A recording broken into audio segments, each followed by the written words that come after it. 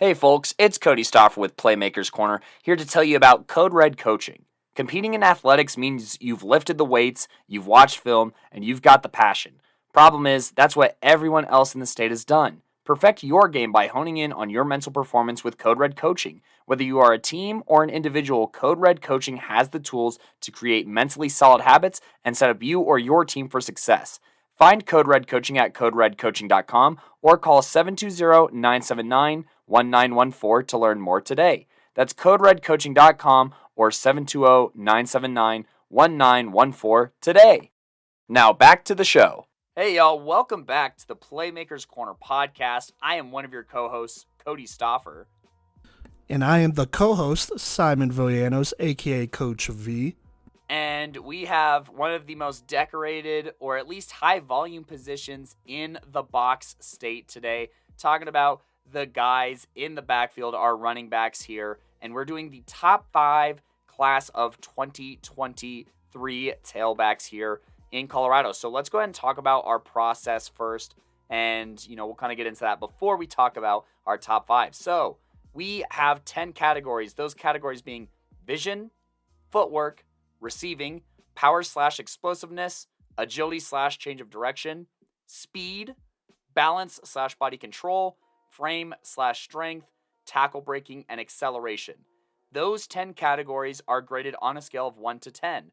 1 through 3 being needs improvement, should be a priority for this player, could get them benched. 4 through 6 being average, where, on a bad day it's below average, but above average at the best, but maybe not college geared quite yet. 7 to 8 being above average to good. This is a 2 to low 3-star level kind of grade here. 8 to 9 being good to great. This is a 3-star talent. This is a next level talent. And then, even a low 4-star talent. This is something that puts them above other recruits, whether it's in this state or otherwise. And then 9 to 10 is very good to elite. This is a 4 to 5-star kind of thing, where even at its worst, it's still good, serviceable, and standing out, and something that, could earn them a starting spot on the next level, or, provides them an opportunity to play on the next level. Now, myself and Coach V, we both look at all these prospects. We looked at, I want to say, 10 to 12 running backs from this senior class, which we usually do. Honestly, the Colorado running back classes are usually stacked statistically. So, we really got to watch the film. We go and see these guys live. And, somebody at the podcast has seen all of these guys play live, if you include, our intern Gideon and whatnot. So, we've gotten to watch these guys. We've watched their film throughout the year. These guys have all been Playmakers of the Week before, whether it was this year or last year. So, some of these guys have been in our radar for a minute. And so I grade 1 through 10 for these 10 categories. Coach V grades 1 through 10 for these categories. And then we take those 2 scores and we average them out. This was especially important because the difference between our number 5 and our number 6 guy is by 0.05. 0.05 is what separated our number 5 from our number 6. Very talented running back class. This is why we have the rubrics. This is why we do the average and talk that out. So, that's kind of our process, what we do. And, Coach V had a good idea for this episode here, where we even watched some of the best in the country prior to watching these guys. Isn't that right, Coach V? Yes, that is correct. I picked 3 running backs who were some of the top-rated guys in the country. And so I'm just going to go ahead and name them right now. But one of them is Ruben Owens. He's out of Texas, the state of Texas. I mean, he's a 5-star. He's, I think, either one of the highest rated backs or the highest rated backs in the entire country. Big dude. He does basically everything a lot of these other guys do, but he's like 6'1", 220 pounds doing it. Plus, he plays in Texas. And so that's one of the guys we looked at. Then there's Cedric Baxter Jr. By the way, Ruben Owens committed to Texas A&M, so just keep that in mind. Then there's Cedric Baxter Jr. Out of Florida, I believe. Another taller guy that could do a lot of these things that the backs here can. I believe he was the other guy that is rated up there with Owens. I want to say he is going to be going to Texas Am I That's right there? correct. Yeah, Okay. he's a Yeah, longhorn. hook him. So there you go. Hook him. Hook him. But yeah, so he's a big pickup, another 5 star, and then I kind of went with a guy that's a little bit more local, not from Colorado, but he's actually from Kansas, and that's Dylan Edwards, the speedster. He's rated as a 4 star on most recruiting sites. And on top of that, he also committed to Coach Prime's CU, so a lot of Colorado fans will be able to watch him as well. But we really looked at these 3 guys. We evaluated them, and then that was kind of our baseline evaluating the rest of these guys because this was a very talented running back group. Obviously, no one that is, at the size of any of these dudes here, but they definitely have the speed. This is definitely probably our fastest position group, probably our fastest top 5 that we've ever done. A lot of these guys are legit 4.4, 4.5 guys. I don't think there's anybody that runs slower than a 4.55, in my opinion. I think all these guys are legitimate speedsters. Isn't that right, Cody? Yeah, no, these guys are all threats to score anytime they touch the ball. I mean, that's what you want out of next level running backs. And even the guys who didn't make the list, you could qualify them. There's some of those guys that are very, very fast, very athletic, and all have things going for them. So, this was a lot of fun to watch this film. It took a lot of time, a lot of nitpicking at some things, and a lot of paragraphs of notes between Coach V and I. Some of these guys who we've evaluated before, got to meet a handful of these guys, and it's been fun watching these guys who have all made a name for themselves even prior to this year, and getting to watch them do their thing. We even have one guy in our honorable mentions who was a 1-year starter who made some noise on this list, which is kind of a big deal, especially here in Colorado where running backs will usually start to get touches like their sophomore year, like these top guys would or did. So I think it was very interesting to look at all these and then go through our overall grades. Coach V, do you have anything else to add on in our evaluation process before I introduce our number 5 guy? No, not really. I mean, I think you said this already. It's the average that really determines the rankings here because myself and Cody have some different grades. I mean, they vary, and these are really close here. So there you go. But that's pretty much it. So go ahead and talk about our number 5 running back here in Colorado in the class of 2023. All right, so our number 5 2023 back is Diego Kearns out of Eagle Crest High School. Shout out to Diego for being a good sport when I was saying Cerns for the longest time. But, let's go ahead and talk about these grades and just the things that Diego does really well. And, Coach V alluded to this very quickly before this segment even started. And it starts with the speed here. Speed kills, and that is how Diego Kearns became one of the most notorious playmakers in the entire state here. Look, 9.1 acceleration, that is his highest grade, or a tie for his highest grade, and then his speed is at a 9. There was a time where, even in a game that I went and saw, this was the Grandview game, where they were kicking it short so that he would not get a chance to return the ball. And Eagle Crest and Diego pulled a fast one on him, and he ran up to the ball, from way far away. So he already, used some of his gas to catch this ball that was kicked, maybe to that third line, I want to say, of special teams. And he ran all the way up to get that, and people cleared out. And then he took that to the house. He is a threat to take any punt or kick to the house on special teams where he can show his speed and such, that really open field. That's one place where he makes himself so dangerous. But it's also very evident when he is running as well. When he gets past that second level, you better hope that your safeties and corners take good angles or that somebody slowed him down first. Otherwise, that's a Raptor touchdown. That's a wrap, one might say. So, Diego, very, very fast, very dangerous, gets up to his top speed super quickly, and just such a threat, on that aspect of the ball. But, he has a few other 9s here. He has a 9 in balance/body control. He has a 9 in footwork, and he has a 9.1 in agility/change direction. He's nasty. Somebody needs to get this guy a sneeze guard because he hits spins in the backfield to, create something and be able to get out of really bad situations. He can, cut on a dime. He has the big jukes. He has huge jump cuts. He can turn direction like he's a joystick, just that extreme level of control. You could tell the way that he runs too, how tight his, chest is to his knees, that he understands his leverage. He understands the best position to be in to change direction and to be able to turn up field, etc., etc., etc. So he's just a very polished athlete overall. And, he's a huge reason why Eagle Crest was able to make a return to the playoffs this year, building off of all of the things that made him great even in his junior year. He furthered that this year, his senior year. So, everything that he did good before, he did great this year. And so, you're looking at this and he has 1, 2, 3, 4, 5 categories that are of 4-star ratings here. He has another one knocking on the door, in my opinion, with his vision, not only from his, obviously returning, that's one kind of vision here, but I think that with the times that he was faced with defenders in the backfield, being able to keep his eyes downfield and find that opening. I'd say his junior year, he was a little sideline happy, and he reduced back on that quite a bit and got really good at playing the middle of the field, utilizing his blockers downfield, or even utilizing defenders to get into the way of other defenders. And I think that that's just a huge testament to, his situational awareness here and just everything that he needed to do in general.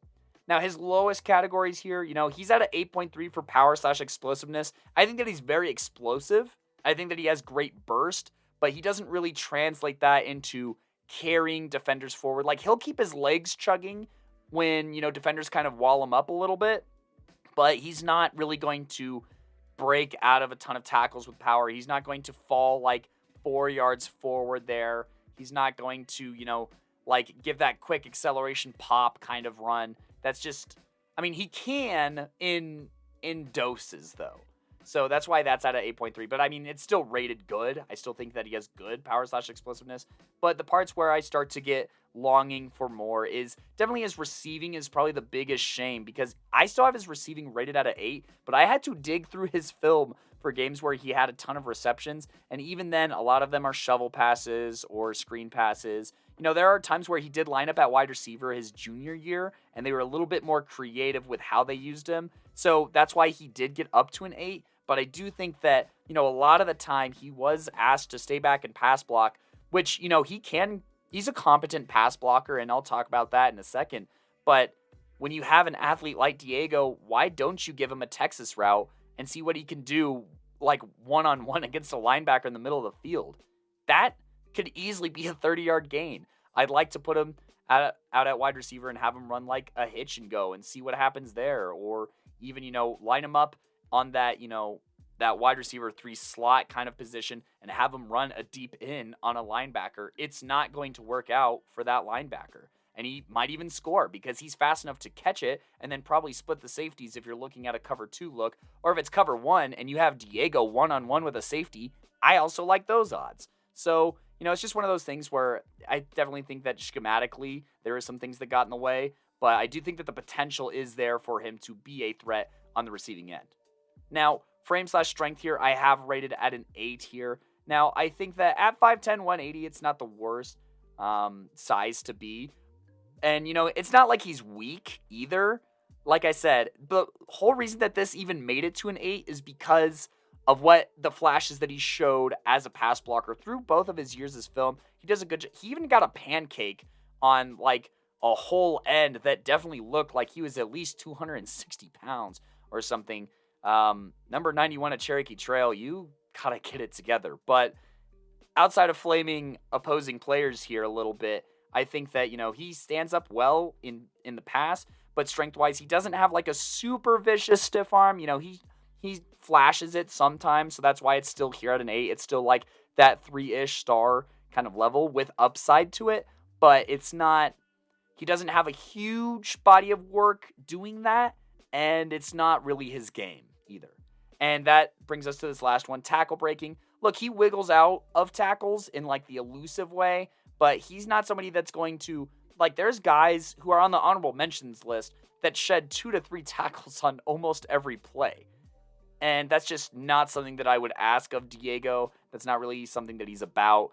And, at the end of the day, he's a wiggly tailback who, makes defenders look silly. He takes them out of their shoes. He's a huge threat on special teams. Teams, like I said, would rather kick it short or eventually out of bounds as the season went on.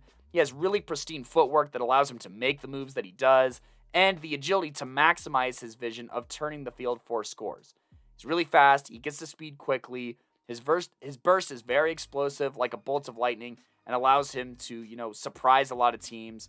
And, I think that most of the time if teams can't bring him down, I think it's more of a body control kind of thing, where he's just very good at playing at that leverage, getting back to that center of balance, and staying on his feet more than it is like a tackle breaking kind of thing. Like, he's more of a bounce off of a guy and stay up completely fine and regain his speed very quickly to rip off long runs. So, I think that with some more, I think that if he got utilized a little bit more, his receiving grades definitely could have benefited the most. But I think that other than that, most of these grades are kind of where they are almost definitively here. So that's kind of my evaluation on Diego Kearns. Just to kind of remind everyone here, I have 8.8 vision, 9 footwork, 8 receiving, 8.3 power/explosiveness, 9.1 agility/change of direction, speed 9, balance control 9, frame 8, tackle breaking 7.5, and acceleration 9.1 for an overall score of 85.8. Coach V, go ahead and take it away on your grades of Diego Kearns here. And also, this might just be one of those episodes too for our listeners as a warning where, where we decide to put points is probably going to vary quite a bit on this one compared to most positions, I would say, just because of, just how we both view the running back position. We're obviously going to agree most of the time, but I think that, there might be examples where I put points in one category versus another because I look at it from this perspective versus Coach V is like, hey, I actually put the points in this category. Yeah, no, for sure. Here, let me just go ahead and just go down the line here with my grades for Diego. But gave him an 8.6 for vision, footwork 9.3, receiving 8, power explosiveness 7.7, agility 9.2, speed 9.3, balance body control 8. Frame strength 7.4, tackle breaking 8.3, acceleration 9.3 for an overall grade of an 85.1 here. First off, talking about his highest grades, gave him a 9.3 for 3 different categories. That's acceleration, speed, and footwork. First things first, he's a legit 4.4 guy. May even get faster, to be honest with you. But he's extremely fast. He's explosive. This is a kid that, you got to game plan for if you are an opposing defensive coordinator. You can't allow Diego to rip off long gains because he is a home run hitter, to be honest with you. He's going to go ahead, get out there, and he's going to rip off some long 40, 50, 60 plus yard runs. That's what he does if he gets loose, and so as a defensive coordinator, you got to really game plan for him. You got to hem him in. You got to really force him inside and, hope someone in your front seven could go ahead and bring him down before he finds a crease and gets outside or breaks one loose. And so that's just the type of player he is. And that's why he's a next level player ultimately, because he has the speed to play on the next level and be very good on the next level. So boom, there you go. I am going to shout out his agility and change of direction at a 9.2 as well. Not his highest grade, obviously, but, still up there. I mean, this is a kid that could string together a couple moves in a row and then really just find that crease. So there you go. Now, his lowest grade, 7.7 for power explosiveness and 7.4 for frame and strength. I kind of want to talk about that a little bit more. He does have a listed frame of a 5'10", 180-pound running back here. He's probably close to that. He's, whenever it comes to height and weight, it's always ish. I would say like 5'10-ish, 180-ish, especially on the high school level, and especially when it comes to running backs, I've found. And so there's usually a little bit of a range there. But regardless, just looking at Diego here in general, I've seen the kid in person, shout out TFG. I've been to multiple workouts. I've seen him work out. I've stood next to the dude, just eye test wise. he's just not the biggest guy, you know. And look, I'm from Texas, you know. Every running back there is 6 foot 200 at least, you know, and that's on the smaller side, to be honest with you. So there you go. And so I feel like I know what I'm talking about when it comes to the eye test with frame strength and all that. And it kind of shows on film as well when he's running in between tackles. Is he really going to run over a linebacker for a yard for that first down that you need on 3rd and short or 4th and short? Yeah, we'll see. You know, we'll honestly see. And I think he knows that. You know, and he obviously plays the game to his strengths. He's not gonna run over a dude that he feels like he can't when he could just juke them out of their shoes and then bounce it outside for a huge gain. You know, or for a big gain. And he has really good stamina too, so he could run around for as long as you want. And so that's probably one of my bigger concerns with him. You know, this is a back that, you know, when you get the ball in his hands, he's gonna play make, he's gonna do his thing, but he's probably not the strongest dude. I mean, if he goes 1-on-1 with a D1 linebacker or even D2 linebacker, you know, and he doesn't juke them out, is he really going to beat him? In my opinion, the answer is no. You know, it's just not. And so that's something I like to see him do. And I think he could afford it too. I think he could definitely get stronger. I want to see him get to the 200-pound range. I feel like he could really get to the 200-pound range and not lose too much speed and whatnot. So that's really something I want to see there. But that's honestly my biggest concern. Other than that, you know, I think this kid's a playmaker. You know, for Eagle Crest, when you get the ball in his hands, he did a lot of great things for them. And I do want to shout out receiving real quick. Kodey, you kind of touched on this, but Eagle Crest just didn't utilize him as much as a receiver as I'd want to. If I was a coach, I'd be using him however I'd like, you know, just using him as a runner, obviously, and then definitely as a receiver, just to give the defense different looks, you know, and to get him the ball in different ways as well, because there's only so many times you could hand him off the ball before they start stacking it and, you know, really setting those edges, and then what then, you know. And so that's kind of something I'm really disappointed in, but that's not really Diego's fault. I think on the next level, he is going to be somebody that's going to be used a lot as a receiver, and especially I would say someone that's going to be used a lot on special teams. Kodey, you kind of talked about that a bit, but I think he could be a really good special teamer as well. But Diego Kearns, he is an electrifying playmaker, but would like to see him get a little bit bigger and stronger in between the tackles. And I think he could definitely afford it because he has the speed already. And even if he was to lose a couple of steps, he's still a couple of steps ahead of most football players. But Kodey, what do you think about that evaluation before we talk about his commitment here? No, I think that's accurate and fair. He definitely, you're right, in the eye test sense, he does not look that big, seeing as how we've met him in person and whatnot.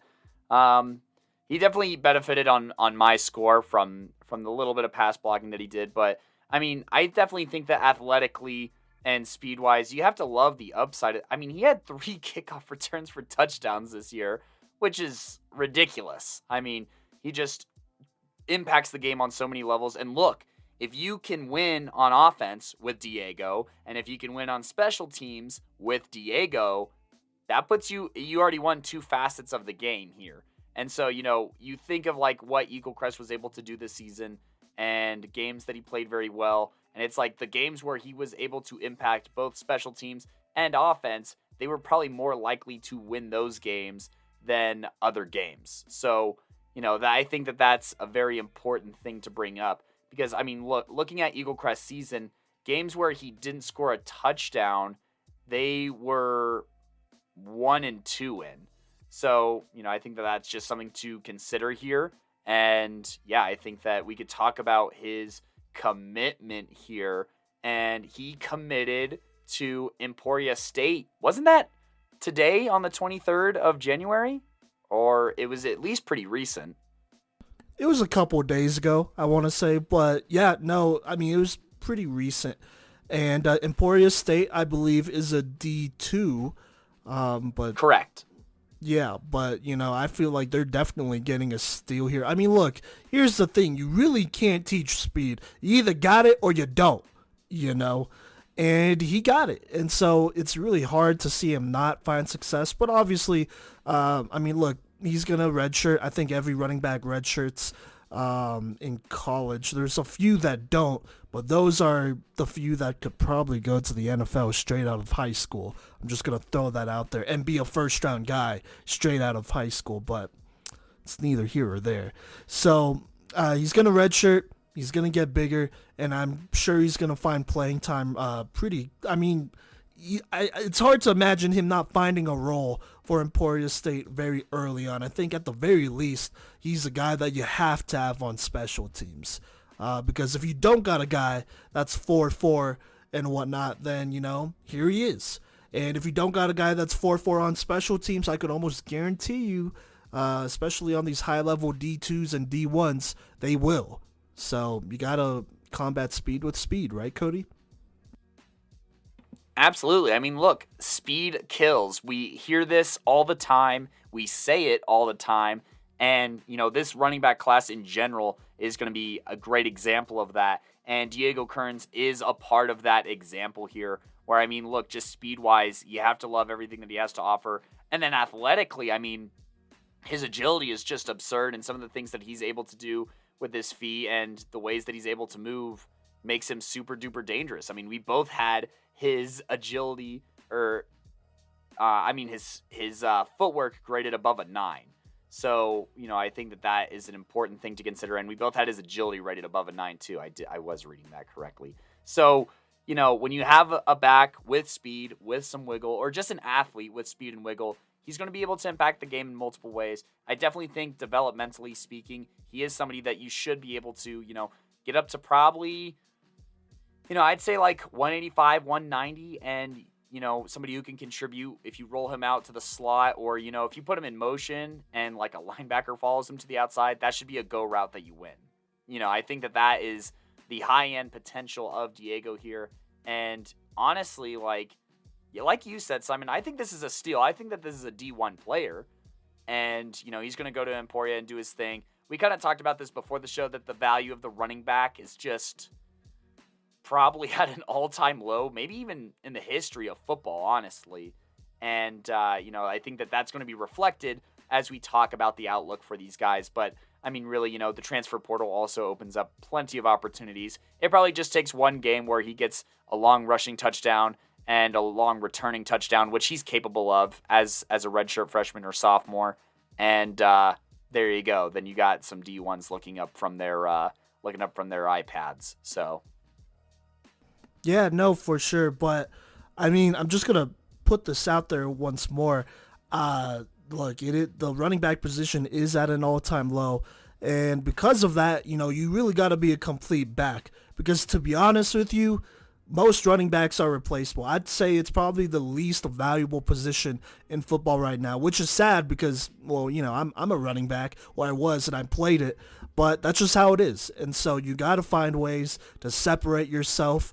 Diego, he does enough on multiple sides of the football where he does separate himself, and that's why, he's a top-tier player, and he made this list here at number 5. But, Kodey, do you have anything else to add on here? No, I think we can go ahead and jump to our number 4 guy. All right, so the number 4 running back here in Colorado in the class of 2023 is Windsor's Jaden Thomas, the 5'8", 175-pound-ish running back for them. Broke all of the records. I'm pretty sure he holds, I want to say he holds maybe all of Windsor's rushing records, which is insane because they were a very run-heavy school, or they've been a very run-heavy school running that option and whatnot over there.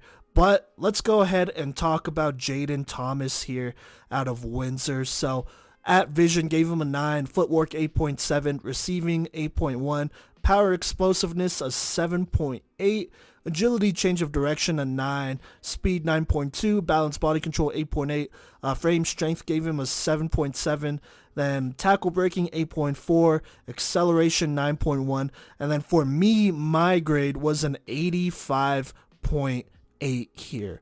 So rated just a little bit higher. But let's go ahead and talk about his highest grades. So, his highest grades gave him a 9.2 for speed, 9.1 for acceleration, 9 for vision here. Also gonna say that I gave him a 9 for agility, change of direction. Jaden Thomas is another speedster who, in my opinion, has a little bit of better vision, at least compared to Diego Kearns. I mean, this is a kid where, you watch the film and whatnot. He's facing some pretty stacked boxes, I would say, and he still finds ways to find a crease and then get loose. And this is also a guy that honestly he has very good stamina. There were a couple plays where he reversed fields a couple times on one play.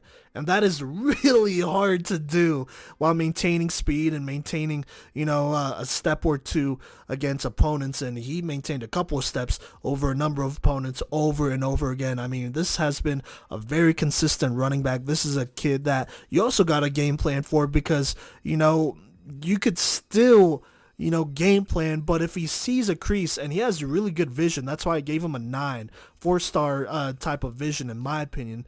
But if he sees a crease, he's going to get loose. And there's this one really good play that he had at the beginning of the year against Meade where it looks like it was an outside run. And Meade, I mean, they're flooding. They play this pretty well. Like the linebackers are there, the defensive linemen are there, the secondary is playing this run really well. But Thomas sees a very slight crease, and from the angle where he's at, from the angle where the camera is at, which I believe was a drone angle here, you don't really see the crease. But Thomas sees it. He hits the crease there. He finds an opening, and then he gets loose for like a 50-yard touchdown, evading like probably the entire defense, to be honest with you. Because that's how good this play was. Like I said, Meade played it really well, and Meade, that's a team that is very well coached. I mean, they have experience against run-heavy teams and whatnot, and elite running backs, and, for them to play this play really well outside and, really kind of string this out. I mean, he wasn't going to reach the edge there. Was incredible, but it was even more incredible for Jaden Thomas to find that crease, cut it back, and then just house this one. And that's how dangerous of a football player Jaden Thomas is. I think that example of just how elite he is at playmaking just shows what kind of player he is. This is a kid that, even when there's nothing there, he's going to find it. And he has the athleticism to expose it, to be patient, to find the hole. And, like I said, this is also a guy that is going to reverse fields. And, some might say he's doing a little bit too much. But, I mean, he has the speed to get away. And, I mean, when he's in one-on-one, too, with tacklers, it is so hard to tackle this dude because of how fast he's running when he makes these cuts. Like, it is a very high level. Can't brag enough about it. I mean, this is another great speedster that doesn't lose speed at all when he's making cuts, and he was stringing a couple cuts and jukes and moves in a row too. Anything to break a play loose, to be honest with you. So there you go. Heck of a ball player. Now, talking about some of his lowest grades, actually the same grades as Diego Kearns, relatively the same categories as Diego Kearns when talking about some of his areas of improvements and weaknesses. Power explosiveness, though, for Jaden Thomas, I gave him a 7.8, and then frame and strength gave him a 7.7. Look, he's at 5'8", 175 pounds-ish. That's pretty small.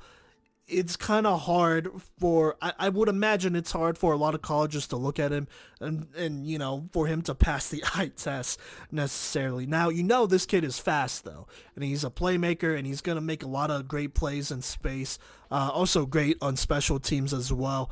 But, is he somebody that's going to be able to be durable running up the middle? Because here's my thing. I think he is definitely strong enough.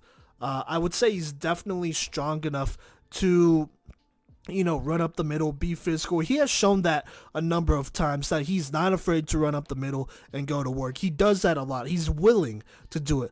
But I think the bigger concern would be durability, plus, I mean, just how well that frame, which is durability, how well that frame will hold up over, the course of an entire season on the college level. I think that's definitely something college scouts are a little bit worried about, even though I don't believe he has missed a game in 3 years or missed many games in 3 years. I would say, yeah.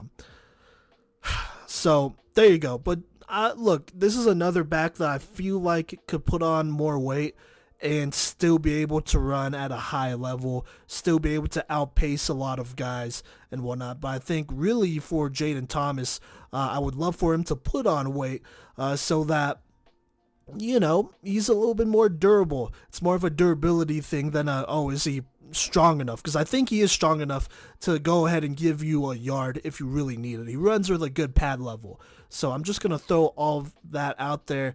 Jaden Thomas, honestly, he reminds me a little bit of the Michigan running back, Blake Corum. He is basically the same size. I think Corum might have been 180 or a little bit heavier than 180 coming out of high school. And obviously, he played for a powerhouse over in Maryland. So there you go there. But he reminds me of Blake Corum a little bit, just running the football and all that great stuff, but definitely still stout enough to run up the middle and give you some tough quality yards as well every now and then. And that's, what backs with great vision have. But Kodey, what do you think of my evaluation, and what is yours? I mean, we're going to agree on quite a bit here because, look, this is another in speed demon here who's just absurdly athletic. I have his vision right next to Diego's as far as just being a high 8 on at least my scale here. And, my overall grade of 85.2 is where, that 5.4 spot comes from, and, we average it out. But let's go ahead and talk about it. I'm just going to run down the line here first and talk, vision, like I said, 8.7, footwork, 8.3, receiving, 7.9, power/explosiveness, just viewed a little bit differently here, but that's fine at an 8.9, agility/change of direction, 9.4, speed, 9.6, body control, 8.7, frame/strength, 7.1, tackle breaking, 7.2, acceleration, 9.4 here. So I guess, just the biggest, I'd say, difference is just how I categorized, maybe his tackle breaking is probably more split up between, his power/explosiveness is probably where I put a little bit more stock into that, and then his balance/body control.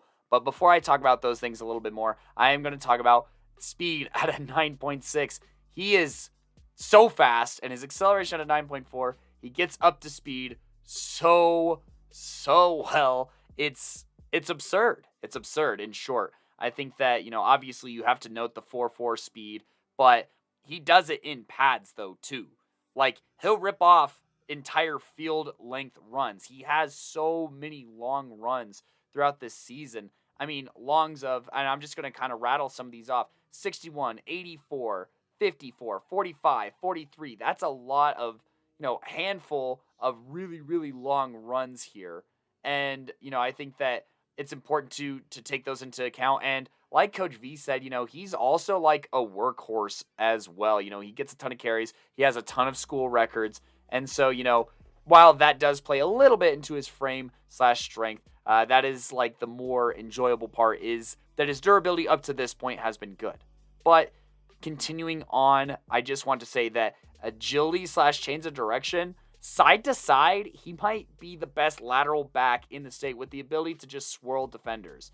And, when he cuts across the field, he doesn't really lose speed. And he cuts across the field a lot, which is a good point for his vision. That Meade play that Coach V was talking about, where there really wasn't anything there, but he found just a sliver. That's all that he needs to make a play with that speed, with that acceleration, with that burst that I think is truly a testament to his power/explosiveness. And when he really cuts up field, that power is enough to push through any arm tackles that might come through. And that's why, I have that power graded as it is, because I think that when he hits that burst, that snap burst like that, he's going to fall forward, he's going to push through, and he just really can go 0 to 100 real quick. And so, that's why I have that rated at that 8.9. It's just, and he's got strong legs. He can push piles, he can move piles for sure. And I think that's where I graded that. Whereas, his tackle breaking, it's not like guys will really get all the way wrapped up on him. like super often, and he sheds that whole tackle and then, another 2 or 3 more. He does do it from time to time. I just think that consistently he could benefit from that, from increasing, his size. He is on the lighter side at 175, so would want him to put on more weight. And I think that, lifting weights, putting on more weight, and just getting stronger is going to increase his tackle breaking here. Kind of bouncing back and forth, obviously, between strengths and weaknesses, because they are just polarized a little bit here as far as what he is good at. But, the things that he's great at, like I said, changing direction of field, agility. He's got some hem moves that just really take defenders out of their shoes. Defenders will look lost, and, he's also incredibly balanced. He can get, kind of slung around a little bit, and I think that he's going to remain standing straight up. Coach V and I see pretty eye to eye on that, considering that I have an 8.7 there, and Coach V has an 8.8. So, I think that overall, he does a lot of things great. Footwork, 8.3. And, the receiving of 7.9, I'll say that's not from a lack of ability perspective, per se. I think that, obviously, he lines up in the slot, and he's even listed at a slot back at times, and he makes some really good catches. He makes a good sideline catch. He makes some good boundary catches. But the volume just isn't super high, so it's hard to, completely buy in to that, when he only has 38 career receptions, right? So I think that the boom kind of potential is definitely there for Jayden Thomas as a receiver, but just not a very fleshed out route tree, not a ton of volume, not a ton of targets, etc., on that front. But the potential is definitely there. That's why it's still rated at a 7.9. So, he gets into gear quickly. His burst is amongst the best in the state. And, he could turn up off his foot. And I feel like, anytime he's stumbling, it's probably more of a footwork thing. That's why it's reflected in the 8.3, as opposed to the balance/body control, where his stumble recovery is really good. He's a great athlete who otherwise shows a good center of gravity when he does evade. But, he makes his living with his speed and agility and fluidity as an athlete here. Like I said, overall grade of 85.2. And then when you average that out with Coach V, that brings him to an 85.5, just 0.05 ahead of Diego Kearns here. And, this is an athlete who I even gave Playmaker of the Week. This was in week 3, where against a 5A squad in Fort Collins High School, against a 5A squad in Fort Collins here, Jayden Thomas went nuclear, running for 371 yards. Jesus. Running for almost 400 yards, and also rushing for all 4 of Windsor's touchdowns in an upset. Well, I mean, it's a 4A beating a 5A school, so, that's, should be a big deal and whatnot. So, and I think that Jayden Thomas, obviously, he's the reason they won. He scored every single one of their touchdowns. Team effort, but I mean, he really was doing the most, and he's a threat to really do that at any time. He's the threat to really average 14 yards per carry. He, on the season, he was a 7-yard per carry kind of guy. And, the only time that he got faced with a real challenge was against, the 4A state champs in Loveland, where he just really couldn't get too much going. But other than that, showed that he could play against a lot of different talent and, turn up. Coach V, he turned up against, 5A, 3A, 4A, against multiple classifications. He's got the recorded speed. He has, the track record, as far as proving that speed. And, he's pretty powerful as well. Good academic here at 3.9. What's the story on his recruitment? Well, real quick, before I talk about his recruitment, I do want to talk about his strength just a little bit more here. He does bounce off tackles really well. But if you look at his Twitter, and assuming this is true, his bench press at 225, that's basically what they bench at the combine, at the NFL combine. He had 15 reps on that, which is really good for someone that's like 5'8", 175 pounds. He's moving weight a lot better than some dudes that are bigger than him. Just to name off a few, if he was going into this next or last year's NFL draft, he definitely benched more than Justin Ross, the 6'3", 200-pound receiver out of Clemson, more than Traylon Burks, the first-round pick out of Arkansas, who's another bigger, like 6'2", 220-pound guy. more than Kennedy Brooks, the running back from Oklahoma, your guy Kodey. He benched more than him. And then he benched just one less rep more than Greg Dulcich, the tight end for the Denver Broncos, who they took in the second round. You know, I mean, and then just three less than Trey McBride, another Colorado guy from Fort Morgan, then went to CSU.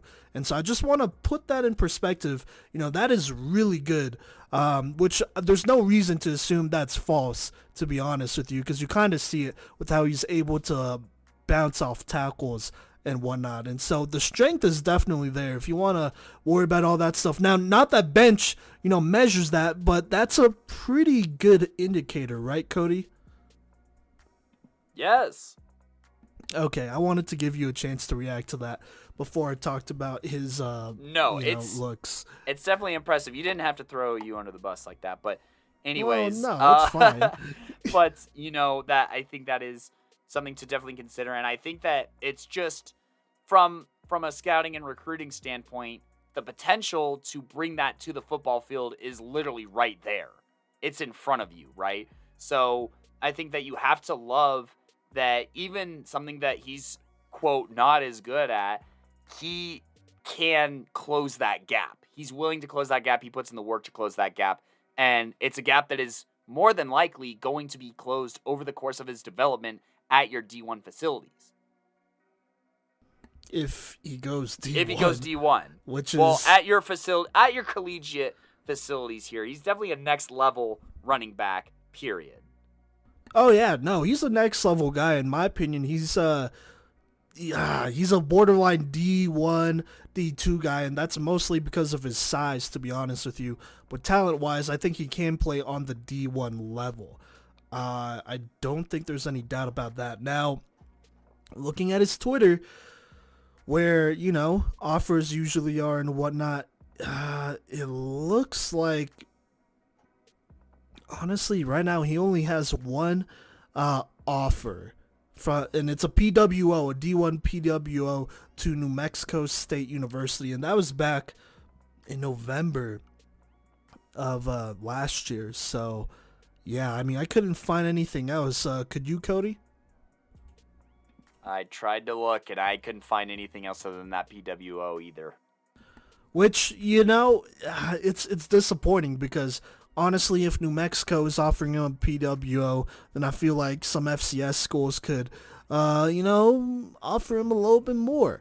I'd love to see a UNC maybe try to steal someone here, or any of the D2s try to steal someone here. But honestly, this is a kid that has the talent to play on the next level. I don't doubt that. Now, when it comes to opportunity, he might need to make his own opportunities. That's just what it is. You're going to have to make your own opportunities. You're going to have to earn the money that these schools will be giving you as well, which I'm not really concerned about, because to me he's a next level guy and he could play easily on the next level and rip off some big gains and do his thing and really be a great athlete and like you said, really good GPA, so a good influence on the locker room as well, right, Kodey? No, absolutely. I think that there's some schools that are starting to look around the state and whatnot, and some of them have some talent in their own backyard, and hopefully they come to realize that. But honestly, I think that Jaden Thomas, if he has the right offer to a D2, go tear it up there. If he even gets looked at by, some JUCOs, I think he's somebody who can get there, get big, turn up, and level up, honestly. Obviously at 5'8", there's only so much you can do. I mean, you can't make him grow any taller, but, you can do something about the frame at that 175. You can get that durability. There is the potential for the strength. He has that game-changing speed. And he's somebody who I think is versatile as well, in the sense that, I mean, he's a great athlete, and with this great speed and with his, experience as, a slot kind of guy, he's somebody that can help you out in multiple ways on offense, and that makes him more recruitable. He's somebody who I think could be a return specialist kind of guy, just athletically speaking and speed speaking. So I think that if you're looking at Jaden Thomas from just being a prospect, he's got the speed to definitely warrant looks and interest. Yeah, no, absolutely. I mean, honestly, he has the talent too, not just the speed, obviously. But I think he will be, hopefully, will be just fine and whatnot, and be able to find a good opportunity. Just like I said, you might have to earn it again, which sucks, but it is what it is. I just think. I mean, I'm just not super concerned about it. This is definitely a guy that's kind of going under the radar here, but he could play on the next level. And here's the thing, 5'8" is 5'8". It is what it is, but there's plenty of backs in the league and on the next level who are smaller guys that do a good job. Boston Scott out of Philly, well, he plays for the Eagles, not out of Philly, but he plays for the Eagles, who are, going to be in the conference championship here soon here. He is the backup guy, but he does give them really good reps, and he can play on the NFL level. He is like maybe 5'6", and that feels like a stretch in some ways as well. And then Deuce Vaughn, just an example on the college level, he plays for Kansas State. He is legitimately 5'6", and he does his thing as well because he has good speed, good vision, all that great stuff. And he's somebody that's probably going to get drafted. He should get drafted in this upcoming draft here. And, we'll see how much he benches at the combine. That'll be interesting to see. But, just because you're a smaller back doesn't mean you can't play on the next level. And I think a lot of college coaches, you could overlook it and just look at the film. And, if it impresses you, it's at least worth a look, I would say. So, yeah. Almost 2,000 yards of return yards between kick and punt. So we are talking about another big time special team contributor here too. And like I said about Diego, if you're somebody who can help the offense win that facet of the game, and you're somebody who can help the special teams win that facet of the game, look, if you win 2 out of 3 of the phases of the game, that goes a long way to winning football games, etc., etc. So, I think that is also important to consider. And yeah, I got to agree with you wholeheartedly. Look, at tailback, if you could ball, at any position, if you could ball, you could ball. And, his durability hasn't proven to be a concern yet. He has the strength upside, and the things that he does extremely well. So I think that, he's definitely somebody who warrants a closer look than what he's getting, for sure.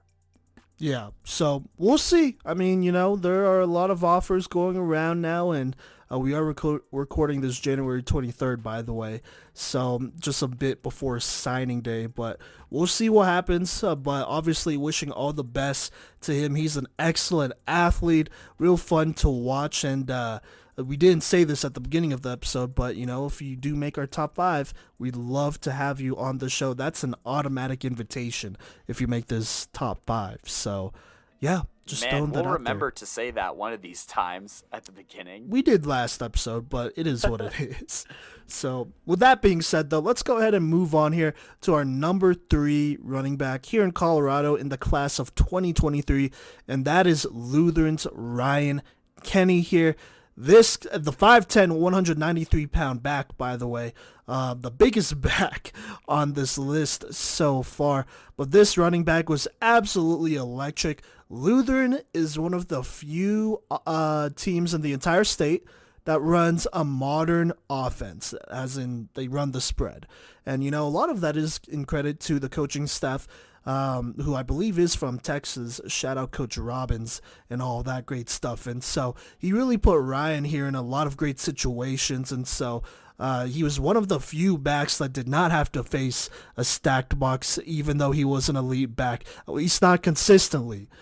So there you go. But let me just go down the line, talk about grades here. Gave him a 9 for vision, 9.2 for footwork, 8 for receiving, 8.1 for power explosiveness, agility, change of direction, 8.8, speed, 8.7, balance body control, 8.5, frame strength, 8.2, tackle breaking, 8.4, acceleration, 8.4, for an overall grade of 85.3. I think he is firmly a 3-star type of guy, and that's just my opinion, honestly. But let's go ahead and talk about the highest grades here. Gave him a 9 for vision and 9.2 for footwork here. Those are the only grades that are in that 9 range for me.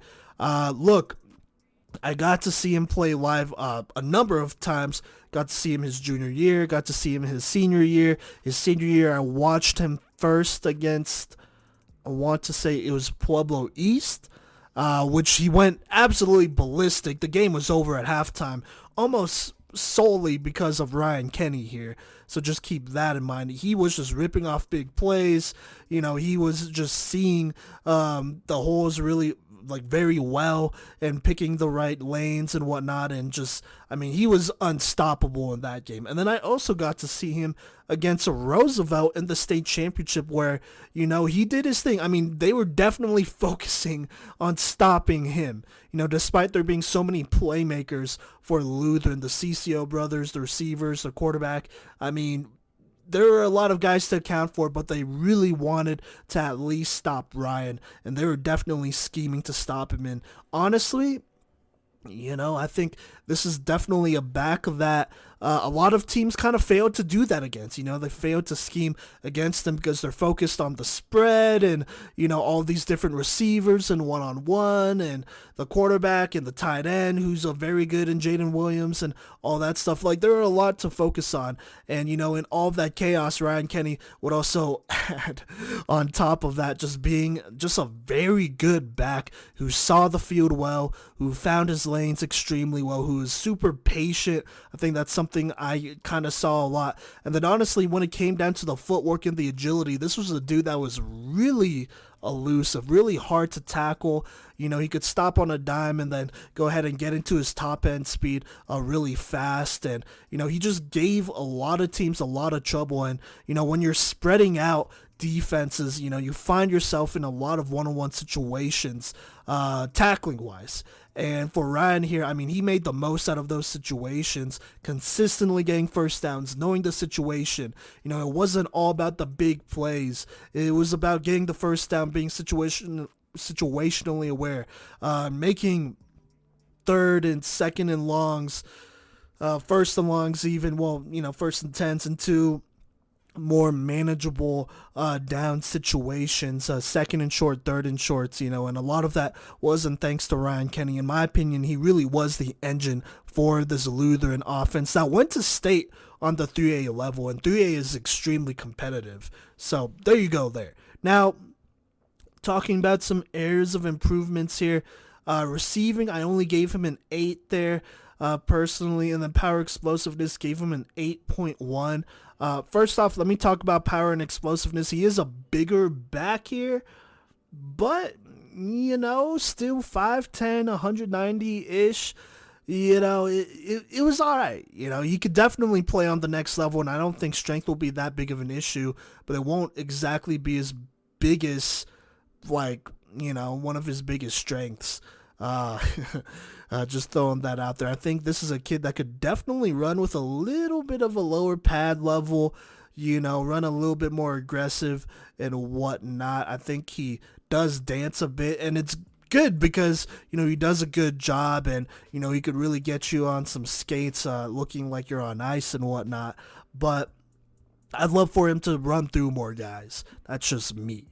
And be a little bit more successful at doing that. And so would love to see him get bigger if he could get into that 200 to 210 pound range. I think 210 even might be a better goal for him. I think he could really be an issue on the next level. And then talking about receiving, look, it is a spread. There were times where he was given the ball and he was running routes and stuff, but when you're on an offense with the two CCO brothers who are super talented receivers, Sorensen, who was your slot receiver, I want to say, / backup Wildcat quarterback. He's a really good receiver. And then you have Jaden Williams, a big old 6'3", 6'4", 200-plus pound tight end. It's kind of hard to get touches, and I kind of feel like, with that many pass catchers, receiving is just kind of hard to come by. And you kind of see that in a lot of Texas backs, in my opinion. Not a lot of them exactly get to showcase their receiving ability because you got a lot of great playmakers around you who are just going to get more opportunities to catch the ball. And so I feel like his senior year especially, he didn't really get a whole ton of opportunities to catch the ball. And even looking at his past years, his junior year, his sophomore year, whatever, he was splitting carries. And so there weren't a ton of opportunities as is there. But, with Ryan Kenny, I think this is a kid that's a very well-rounded back. I don't think he is as explosive as much of a home run hitter as a Jaden Thomas or Diego Kearns, but I think he's just a little bit better in between the tackles and as a whole. I think he is a very well-rounded running back that could start and be a good rotation guy for for a lot of teams on the next level. But Kodey, what do you think about that, and what is your evaluation of Ryan Kenny out of Lutheran? Well, I watch his film, and I am very sad that I did not make it to a Lutheran game this season. Following, your recaps, your recounts, your videos of his highlights that you got to witness, and in addition to that, his highlights, obviously. And I do have to agree with some things right off the bat here. Looking at the top of my grades and the top of your grades, you have 9 pluses in vision and footwork. And that is something that I have going for me as well. I have his vision at a 9.2. I have his footwork at a 9.1. He maneuvers the defense very, very well. And I also think that he utilizes the field to his advantage. I think that he works his blockers back into plays very, very well inside that box for cutback lanes and whatnot. And he sees the inside of the field as a weapon, which really makes him dangerous. I'd say more than most of the other I mean, he's tied for the highest vision grade for me, and I think that is because he just really does know how to use the middle of the field to his advantage, as well as including teammates to block in ways that, maybe they weren't intending to block, or using opposing defenders to get into the way of each other and stuff like that. Just the way that he's able to utilize his vision downfield is really impressive. And then his adaptability when blitzes do make it into the backfield, having that vision to adjust on a dime like that is very, very impressive. And so I am just very blown away by his vision in that sense. And then the footwork to carry it out. He is, a little shaky here. He can make very quick, sudden cuts here. And I will say, while that does reflect a little bit in agility / change of direction, I think that, his footwork does heavily aid in that. He's very sound. Anytime he chops up to make a move, it's very fast, it's seamless, it's smooth, I would say. So, I think that footwork, he's just very fundamentally sound. He's very square. He's very balanced in that sense. And yeah, I just think that he does that very, very well. His agility / change of direction, I have an 8.5. He does cut across the field. There are times where it does feel like, a car turning instead of like a motorcycle turning, if that makes sense, as far as how quickly it happens or how much of on a dime it is. There's a few times where that happens, but I still think overall it's a strong ability of his, and it's an asset here.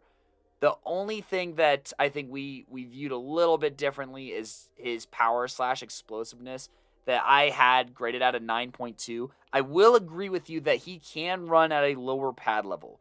I agree with that wholeheartedly, and that is the difference between some of these plays that aren't quite touchdowns and some of the plays that probably should be touchdowns, if that makes sense here.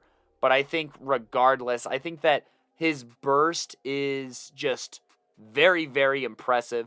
I think that, that explosive step that he has, I think that his legs are very, very powerful, and he's able to chug right on through a lot of, scrums, if you would, a lot of piles. He's able to push piles, and I think that that really comes from his power and his explosiveness and just being able to get those extra yards to be able to fall forward. I think that just comes from the pistons that are running beneath there. But, as far as things that you didn't have graded as high, you didn't have his receiving graded as high, and that is one of my lowest, if not my lowest grade, actually, at a 7.4.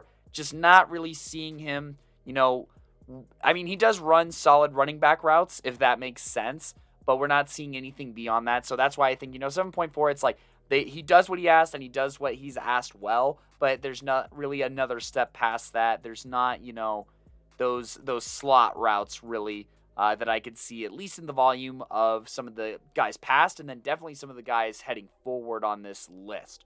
So, he does have that kind of going against him. And, I like to read into that quite a bit here.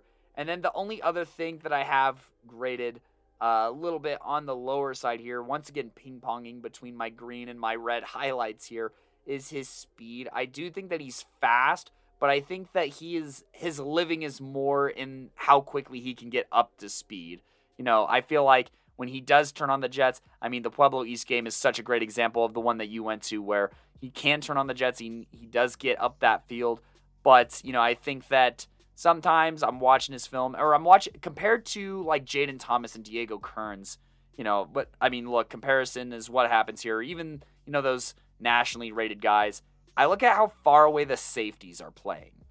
And those safeties are put there, by that D coordinator against the likes of Diego and Jaden, at like 25 yards sometimes, because it's like, hey, our last line of defense needs as much time to get the right angle to catch these guys. And I just don't think that Ryan Kenny has that same sort of fear instilled.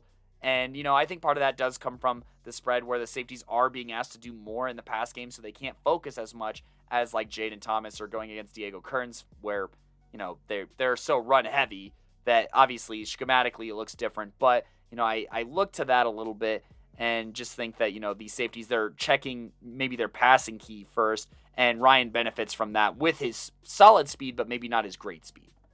But talking about things that he does well, look, I said his agility change of direction, 8.5. He definitely has some hem-hems thrown in there where he does lose defenders. He has snatched ankles before, so, 8.5, graded very solidly there. Balance/body control, I have graded at an 8.9. He does a good job of bouncing off of tackles, keeping plays alive. I mean, I think of that one play. Oh, is it against Kennedy? Maybe? Not positive on the opponent, but somebody gets into the backfield and gets around his foot and spins him around. And not only does, through his powerful footwork, through his strong legs, does he get out of that, but he spins, up, and his stumble recovery is basically immediately. And I think that he does a good job of recovering those stumbles, keeping plays alive. And, I think that play right there where he gets right back to being square, right back to his leverage, is a testament to, agility, footwork, et cetera, but that balance, that body control, that recovery there that he's able to pull off so quickly, and then he turns upfield, of course, and gets a decent gain. I think it's even a first down run out of that. 5'10", 193 pounds. I like Simon's assessment here that he could get bigger and improve a lot of these power things here. And so, I have his frame graded at an 8.4. I feel like that's fair. I think that he is strong. I think that he has a good frame. And yeah, I think that that's that. Tackle breaking. Now, obviously, he survives tackles through balance and body control, through jukes. But there are times where guys have him completely wrapped up, and he still finds a way out of that. And then he goes to another guy, and he finds his way out of that. He is a, few tackle shedding threat on any given play. And so that's what I was kind of talking about with some of those other guys. Maybe they can't consistently get out of 2 tackles on every play. Ryan Kenny is somebody who I can trust to do that on a fairly consistent basis, and I think that warrants the 8.6 here.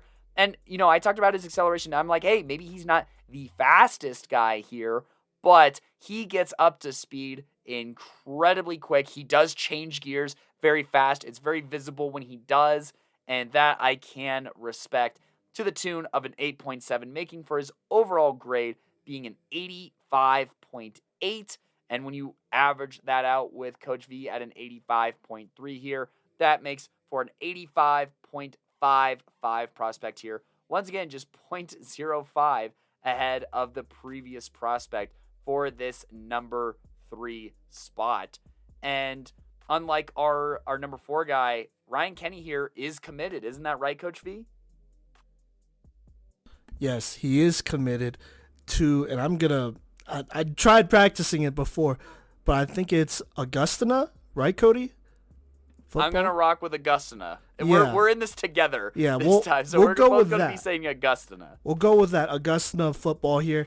They are a D2, but I had to look them up here, but they are trying to move to the D1 level, so we'll see if they do it during Ryan Kenny's tenure there or not. It'll be interesting, it's not every day you see, some, programs that are a little bit in transition, but I would consider them a high-level D2, which I feel like is a good fit for Ryan Kenny because, look, this is a kid that not only has all the athletic tools to play on the next level, But I think when it comes to being able to retain a modern playbook of a modern offense and know what to do and be able to run a spread as a spread running back and whatnot is big time. I think that's going to be really big for him because I think this is a very smart football player as far as football IQ goes. And I kind of think that about a lot of Lutheran players, honestly, because they're very well coached. And I have a lot of respect for that coaching staff. In my opinion, they're probably a top 5 coaching staff in all of Colorado. And so I feel like they've done a really good job preparing him for this level. And, I really think he's somebody that understands his role in that scheme. I mean, he's probably not going to be a workhorse guy, but he's going to be a really good complementary back to add to, a pass heavy or a pro style type of offense, which is, leaning more towards kind of that spread, some Shanahan type of looks here. And so I really like this for Ryan Kenny here. Well, in my opinion, I think he could play on the FCS level. I'm going to throw that out there. But joining a football program here in Augusta and whatnot, I think that's going to be huge. And, if they do make the switch to D1, he's going to be able to go against the D1 talent and really show what kind of player he is and that he belongs on this level and that program belongs on this level. But, I think this is a kid that's going to be probably the most well-adjusted out of all these players on this list when it comes to playing on the next level. Kodey, is that fair to say? Plus, what do you think about him and his commitment here?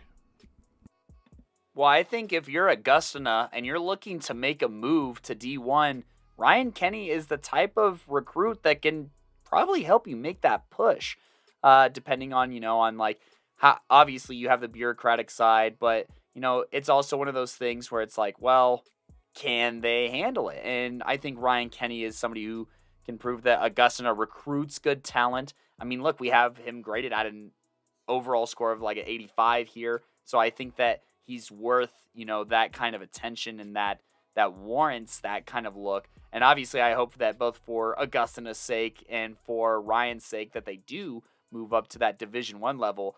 However, I do think that, they either way, they get a good prospect regardless of what level they play on here in Ryan Kenny. I think that obviously, I got to also take my turn and do my diligence and shout out that Lutheran coaching staff.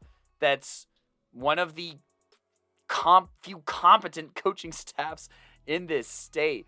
And, on the 3A level, it's spoiled, as far as like the coaching talent and the schemes and the variety that they offer on that level. They're light years ahead of 5A. More on that to come this summer. But anyways, I think that obviously playing in that scheme is going to benefit him. I think that, he's somebody who even offers, probably a little bit of a mental edge here and, offers that kind of football IQ leadership potentially on this football field with this experience with playing. I mean, there's a chance that he doesn't play on an offense quite like Lutherans again. I mean, what was it, 10 seconds or less or something like that this year? 12 or 10 seconds or less was kind of their motto. And to be able to run that on the high school level, I really, really like that heading into, the next level of football. And it's like, okay, if you could do that on the high school level, then just think of everything that you can accomplish on the next level, right? So I think that you make an excellent, excellent point there. And I think that, this is going to be a good, it's going to be a good setup here for Ryan Kenny and a good setup for Augusta as well.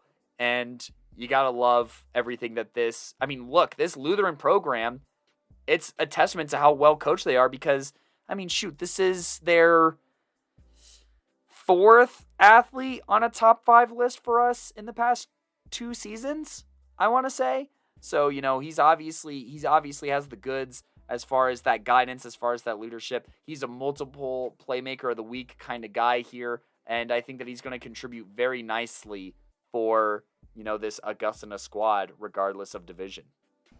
Yeah, no, absolutely. And talking about that offense again, they were a true 10-second offense because I went to these games and I would literally film the play And because I was at these games alone both times I went, I would film the play and then I'd have to take notes of what happened. And I would barely have time to, pull up my camera app and film the next play because they're already lined up. And if I made some sort of spelling error, then I missed the play basically, and they already snapped the ball. That's how fast this offense was going. And Ryan, I feel like being one of the seniors for this team was a big part of why they were able to go so quickly because you got to remember their quarterback was basically a rookie this year. This was his first year starting, and so I'm obviously gonna give a lot of credit to the coaching staff for getting Riken ready, but I'm also gonna give a lot of credit to Ryan Kenny for getting his quarterback up to speed. And if things don't go well, you can always just hand it off to him as well and kind of being that safety blanket because I really do believe he was that safety blanket for a Lutheran team that legitimately had maybe 10 seconds between each play, and it wasn't to huddle up, it was to get to the line, wherever it was, and so yeah, Jesus, man, those games were really hard. They were fun, but they were so difficult to you know cover on my own, but it got done and they did their thing. And Ryan Kenny is part of a great group of players, a great tradition of players that have made this list these last 2 years and probably will next year as well. Though there's some very solid looking prospects going into next year. But enough about that. That's Ryan Kenny out of Lutheran. I don't really have too much to say. Like we said, I feel like he's going to be a well-adjusted back. He's going to fit whatever scheme they run up there, and he's a smart football player that's going to make the right plays and definitely be able to contribute to a next-level rotation. So, yeah. But, Cody, do you want to talk about the number 2 running back in the state, unless you have anything else to add on to that? Just to echo, obviously, best of luck to Ryan and, this Lutheran program. On the side note, that has been one step closer to winning state each year. Obviously, going to be tough to replace Kenny's contributions to making it that far, and that's a testament to his play style. But looking forward to covering a little bit more Lou High this year. But our number 2 back, and, well, I'm going to just put this out there. My Cody Stoffer's number 1 running back in the class of 2023. But PMC's number 2 back here is Marcellus Honeycutt Jr., the G-Dub phenom here. Let's just talk about all the goods because, boy, he has some really high grades from me here. Multiple 4-star stuff. And look, 5-star. He has borderline 5-star speed, 5-star acceleration. I'd say solid 4-star receiving for a tailback, 4-star footwork, vision, and agility / change of direction. And so let's match up the numbers to those things. Look, his speed, I have graded at a 9.6 here. And for his acceleration, I have that graded at a 9.7. Not only does he have absolute burners, but he could get up to speed real fast. He can flip a switch, and he is into hyperdrive. And he did it against so many different kinds of teams this year.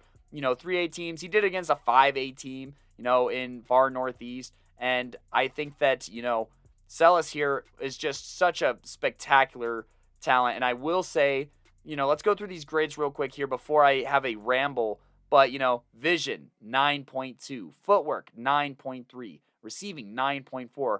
As stated before, 9.6 speed, 9.7 acceleration. Agility / change of direction, 9.2. Power / explosiveness, 8.3. Balance / body control, 9. Frame / strength, 7.7. Tackle breaking, 6.6. But where does, what does the live performance look like of Marcellus Honeycutt Jr.? What does it mean, and what did that mean to my evaluation? Well, for those who weren't paying attention during the season, you got to go back and find this episode. This was a week 10 recap, I want to say. Maybe week 11, because I know 3A schedule is a little bit off from the rest of... No, it must have been week 10, I guess. I don't know. But regardless, it was for league. This game between George Washington and Frederick. And when you need someone to step up and take over a game, it was Marcellus Honeycutt Jr. on this frozen, blizzarding night. I literally had inches of snow on me from watching this game. And, in the snow, it was slick. There were players sliding around. It was a, huge battle in the trenches to establish leverage, to get that ground, to try and gain ground was really, really hard. It was just an incredibly difficult terrain to navigate.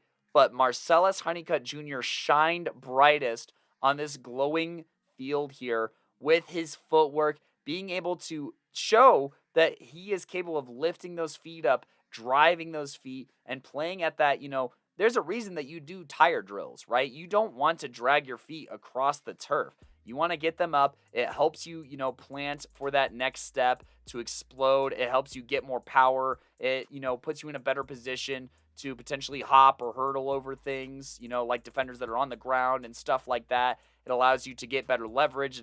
There's so many reasons why you do these footwork drills. And Marcellus showed that he's like that in this game that had like a foot of snow on parts of the field where he was driving his feet very, very well. He was still able to juke and spin and cut like he was playing on. It looked honestly like so casual to him that you wouldn't have thought that there was snow on the ground if you weren't literally seeing how much snow there was on the ground. Just from a movement standpoint, if this is in a simulation, you wouldn't think it. And in that game, with his speed, with his with that burst that he has, that explosive burst, that acceleration, that speed, he split the safeties twice on like 60-plus yard runs. He completely took over this game. It was one of the most absurd performances I've ever seen. Both, running the football and also returning the football, he was able to score and was just an absolute monster on the field, outrunning this entire Frederick team with the snow falling like crazy. He is one of the better athletic talents to come out of, this Colorado kind of looks. He was recruited as an athlete, and we'll talk about that a little bit more here in a second. But I mean, look, just the way he was able to navigate that field, his agility did not really experience a divot here in 9.2. And vision-wise, he knew what he could make and what those other guys could make. And I think that intelligence plays to his vision very, very well. And he's somebody who just knows, like, hey, I can beat somebody to this part of the field. Or, hey, I can beat somebody to this part of the field if I take this way to get there. And I think that, this G-Dub line obviously did a good job throughout the season opening up lanes for Marcellus. And I think that he did a good job of, working to try and navigate the field quite a bit and utilize the middle as a weapon and utilize the field as a weapon against opposing defenses and really just make defenses sweat anytime he touched the football. And that was very evident here.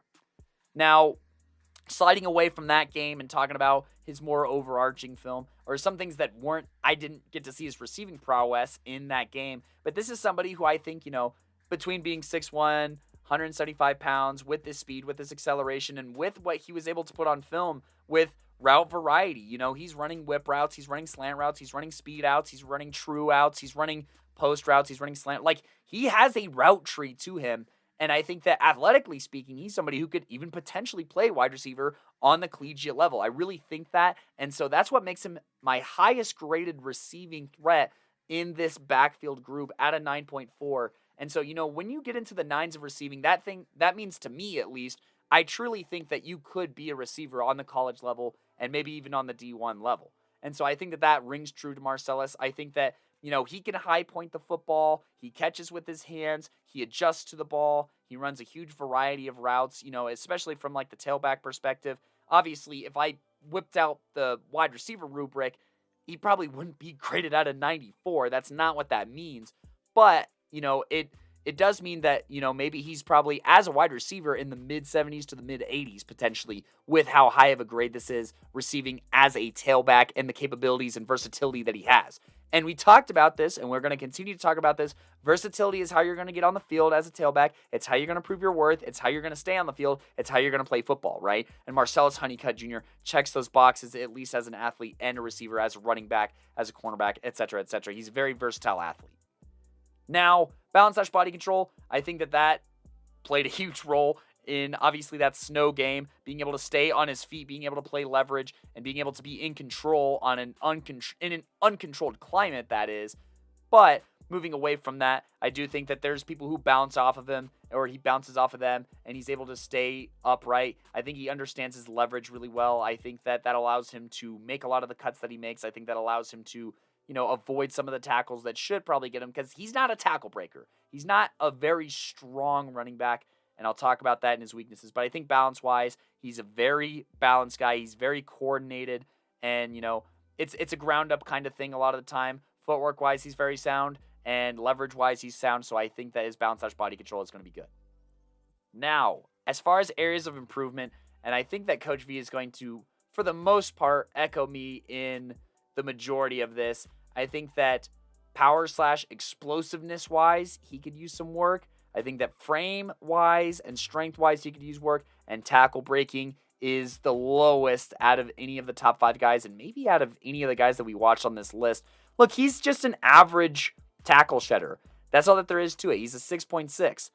Frame-wise, he's 6'1". That's cool, but he's definitely on the scrawnier side at 174 pounds. And this did pose, ankle issues throughout the year, and maybe even on the biggest stage of the year, too. This is something to consider when looking at frame, is also durability. And so he definitely needs to fill out his frame quite a bit if he wishes to continue to play running back, or if he's going to continue to play running back for, on that FCS level that he's committed to. Like I said, more on that later. But, I think that he definitely has to address these things. I think that power-wise, he's not somebody, because of his frame and because of his strength, he's not carrying guys past the sticks. He's not carrying guys past the pylon. He's not somebody who is moving a pile. He's not somebody that's mushing a pile. I think that explosiveness-wise, he really can get a burst into that acceleration, but I just don't think he's very powerful, and I think it has, honestly, quite a bit to do with his frame and his strength, and in turn, that's going to be impacting his tackle breaking. He's just not a tackle breaker. He's not a lower your shoulder kind of guy, and I think that it really is because he is a bit on the scrawnier side. But all in all, my overall synopsis talking Marcellus, or should I say Celis Honeycutt, is, he's a phenomenal athlete with home run speed, threat to score anytime he touches the football. I saw absurd vision, footwork, and body control with my own eyes in a blizzard where it's the hardest to execute the moves he was executing. But, that skinnier, that lighter frame does raise some durability questions. Are his ankles going to hold up? He's not a huge tackle breaker, but, he does overall a really good job of, proving capable in, deep snow with that footwork. He can raise those feet. He has some hurdles that allude to a little bit of the same thing, as well as that agility, on his film. And, I think that sometimes he's a little slow to make decisions, but, I think that if he felt more confident in his frame, that would not be as big of a deal here. Coach V, we have some similarities. We have some differences. Go ahead and let him know what you think about Celis Honeycutt here out of George Washington. I couldn't decide whether to say G-Dub or George Washington, but I didn't think that I said George Washington yet, so that's where he plays. On to Coach V. That's okay. Well, first things first, that snow game is probably one of the most legendary moments in Colorado high school football history to win league and, to help turn around this G-Dub program as well, because this wasn't the greatest program before Marcellus Honeycutt Jr. and guys like Silas Evans, Shirai Vaughn came in. I mean, those guys really turned around this program, along with the coaching staff, obviously, but they were a part of that, and so I want to give them that credit there. But that snow game was huge.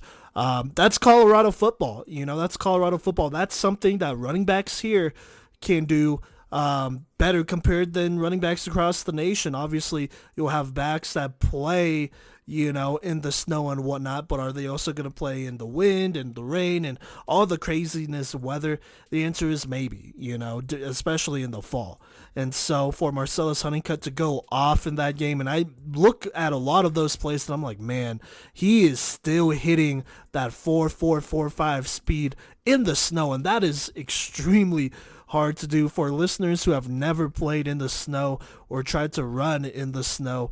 That's tough as is to get a good grip and just be flying, and so that's just a lot of credit to him. That's truly a great moment that will go down in history, that we'll remember, that I'm super glad that we were able to document and be there for. So there you go. But for me, he is my second rated running back in this class of 2023. Cody's first, but average does some things. And so let me go ahead and talk about my grades here and then talk about my overall grade as well. But gave him an 8.7 for vision, 9.1 for footwork, 8.7 for receiving, 7 for power explosiveness, 9.3 for agility and change of direction, 9.4 for speed, 8.1 for both balance and frame slash strength, then 8.2 for tackle breaking, then 9.5 for acceleration for an overall grade of 86.1 here for Marcellus Honeycutt Jr., the 6'1", 174-pound athlete. Look, speed is undeniable. I definitely agree with Kodey. I'm not going to go too much into it. 9.5 for acceleration, 9.4 for speed, 9.3 for agility. It's legitimate. This is a kid that will burn you if given a crease. And so you really can't mess up at all, or he's just going to house it. He has extremely special speed, especially at this frame at 6'1", 174, which, I am going to throw out there is a little bit wiry, but he is 6'1", and, that's a good frame that he could definitely grow into and become a truly dangerous running back on the next level.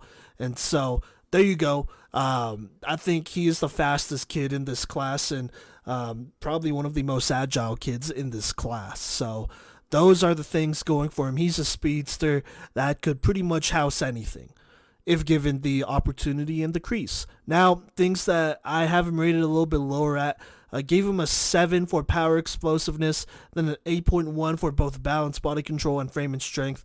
Look, this isn't really a guy that I could see, and I didn't really see much of this anyways, just putting down his shoulder and running through anybody. And that includes corners, secondary guys. Like, I really just can't see him running through a corner like that. He just really has a wiry frame to me, and I think he could really put on a lot of weight. If he could get to 200 pounds in that range, I think that would go a very long way in making him a little bit more of a complete running back here. Just being a little bit more heavier while still being fast and being able to do all of that stuff. And I think you're going to have to sacrifice some of that because, honestly, I just watch him play and I'm like, he's fast. To me, it looks like he's, always trying to bounce outside, which isn't bad and whatnot, or find a crease to rip off a big play rather than, just run through a guy. And I think some of it might be confidence, but some of it might just be self-awareness as well, just being like, hey, am I really about to run through a Tucker Peterson? Because that's a viable matchup, I would say, on the 3A level. The answer is no, you're not going to be able to. And sure, there are a lot of guys that won't be, but if you're going to be a next level player, you have to be able to do that. That's just what you got to be able to do. Or at least be able to challenge him. And I don't know if that would be that much of a challenge. So I'd definitely love for him to see him put on weight here and just get more powerful, get more physical, get a little bit more vicious, and whatnot. Because I didn't quite get that. Even though he is a burner for sure. This is probably one of the fastest dudes in the entire state. So, boom, there you go. Those are the things I'm definitely the most concerned about. But, this is a kid that, has elite speed. It's going to translate well to the next level. He's a kid who could play running back. You could also put him at receiver, and I think he'd do a pretty good job and whatnot as well, which is not a bad thing at all. And that's why he got recruited pretty early, and he was able to commit pretty early. Isn't that right, Kodey? Yeah, he has been committed for quite some time here, to Eastern Washington, which is a great program. I mean, really, you got to be excited for everything that's on the horizon for Marcellus Honeycutt Jr. And I just also want to say that I agree with everything that, you had to say. He's definitely not a lower your shoulder kind of guy. Wiry is a good way to describe his frame. But I mean, Eastern Washington, I think they're a program that really maximizes their talent quite a bit. And I think that Celis is a fantastic pickup for this program and somebody that I think could really make some noise. I think, like you said, with most guys, we're going to see red shirts. But I think that with Celis especially, he's somebody who might benefit the most from a red shirt to, just get healthy, get right, get with the trainers, and, this is something that we've heard from guys on interviews before. Talk to your strength and conditioning coach. That's probably the one that you're going to spend the most amount of time with. And so I think that Celis should utilize those facilities the absolute most. I think that, if he can fill out his frame, it doesn't have to be a lot. Like, his speed is so absurdly high. I think, you get to 190 pounds, 195, I think that he's still probably just as fast. And so, I think that that's obviously a lot to ask for if you were trying to play him right now. But over the course of an entire year, I do think that 190 is a pretty viable goal to have. And I think that even 195 would put him in a really good spot to potentially start seeing time that next year. Although, with what he's able to do on special teams, that obviously always opens up doors for guys to get on the field sooner than later. But, I think that it's a very interesting commitment. It's something that I'm not looking forward to facing as an alumni of UNC and whatnot. But, it is something that I'm very excited for him to watch him embark on. But I definitely think that the mission for him is very obvious for what he's got to do when he gets there. Yeah, no, for sure. That's assuming he plays running back. But, regardless, he's going to have to get bigger. But, obviously, I would say if he plays running back, he needs to put on that weight. And I think it would go a long way, to be honest with you. I think he could really be a next-level guy. And Eastern Washington, honestly, is a team that is actually kind of another transitional team. They are on the FCS level right now, but there have definitely been talks about them joining a Power 5 or Group of 5 conference with the shuffling going on and whatnot. So, just keep an eye out. That could definitely happen sometime in Marcellus's tenure there. But we'll see what happens. Definitely excited for him. He's probably one of the best athletes. He is one of the best athletes in the entire state, and then arguably one of the fastest guys in the entire state as well. And so, man, I'm excited to see him ball out on the next level, except for when, it's against Northern Colorado. We'll see what happens there, but, if you move up a conference, then it won't be an issue. So, yeah. that's really our only hope. That's what we get said. That's our only hope. But, This fool talking like Leia right now. What? But I said, you talking like Leia right now. That's our only hope. Yeah. But it is what it is. Us to the NCAA. Help us, NCAA, move Eastern Washington up. But yeah, I'm looking at the Big 12 and the Pac-12. Y'all better allow them in and whatnot. That'd be great. That'd be great. But all jokes aside, very bright future for Celis here, as well as the guys behind him and the one guy in front of him, and even the guys who didn't make the list. I'd say that there's a bright future for these guys, right, Simon? We got some pretty talented honorable mentions per usual with running backs, right? Yeah, and there always is. Look, Colorado is a run-first state, I would say, which is partly why it's a flyover state. I'm not even going to lie. But you have a lot of great running backs because, they're trained and they're coached and they're, put in great, great schemes that favor the running game and running backs more. And so you're naturally going to have a ton of guys that aren't going to be considered because obviously we have our top 5, right?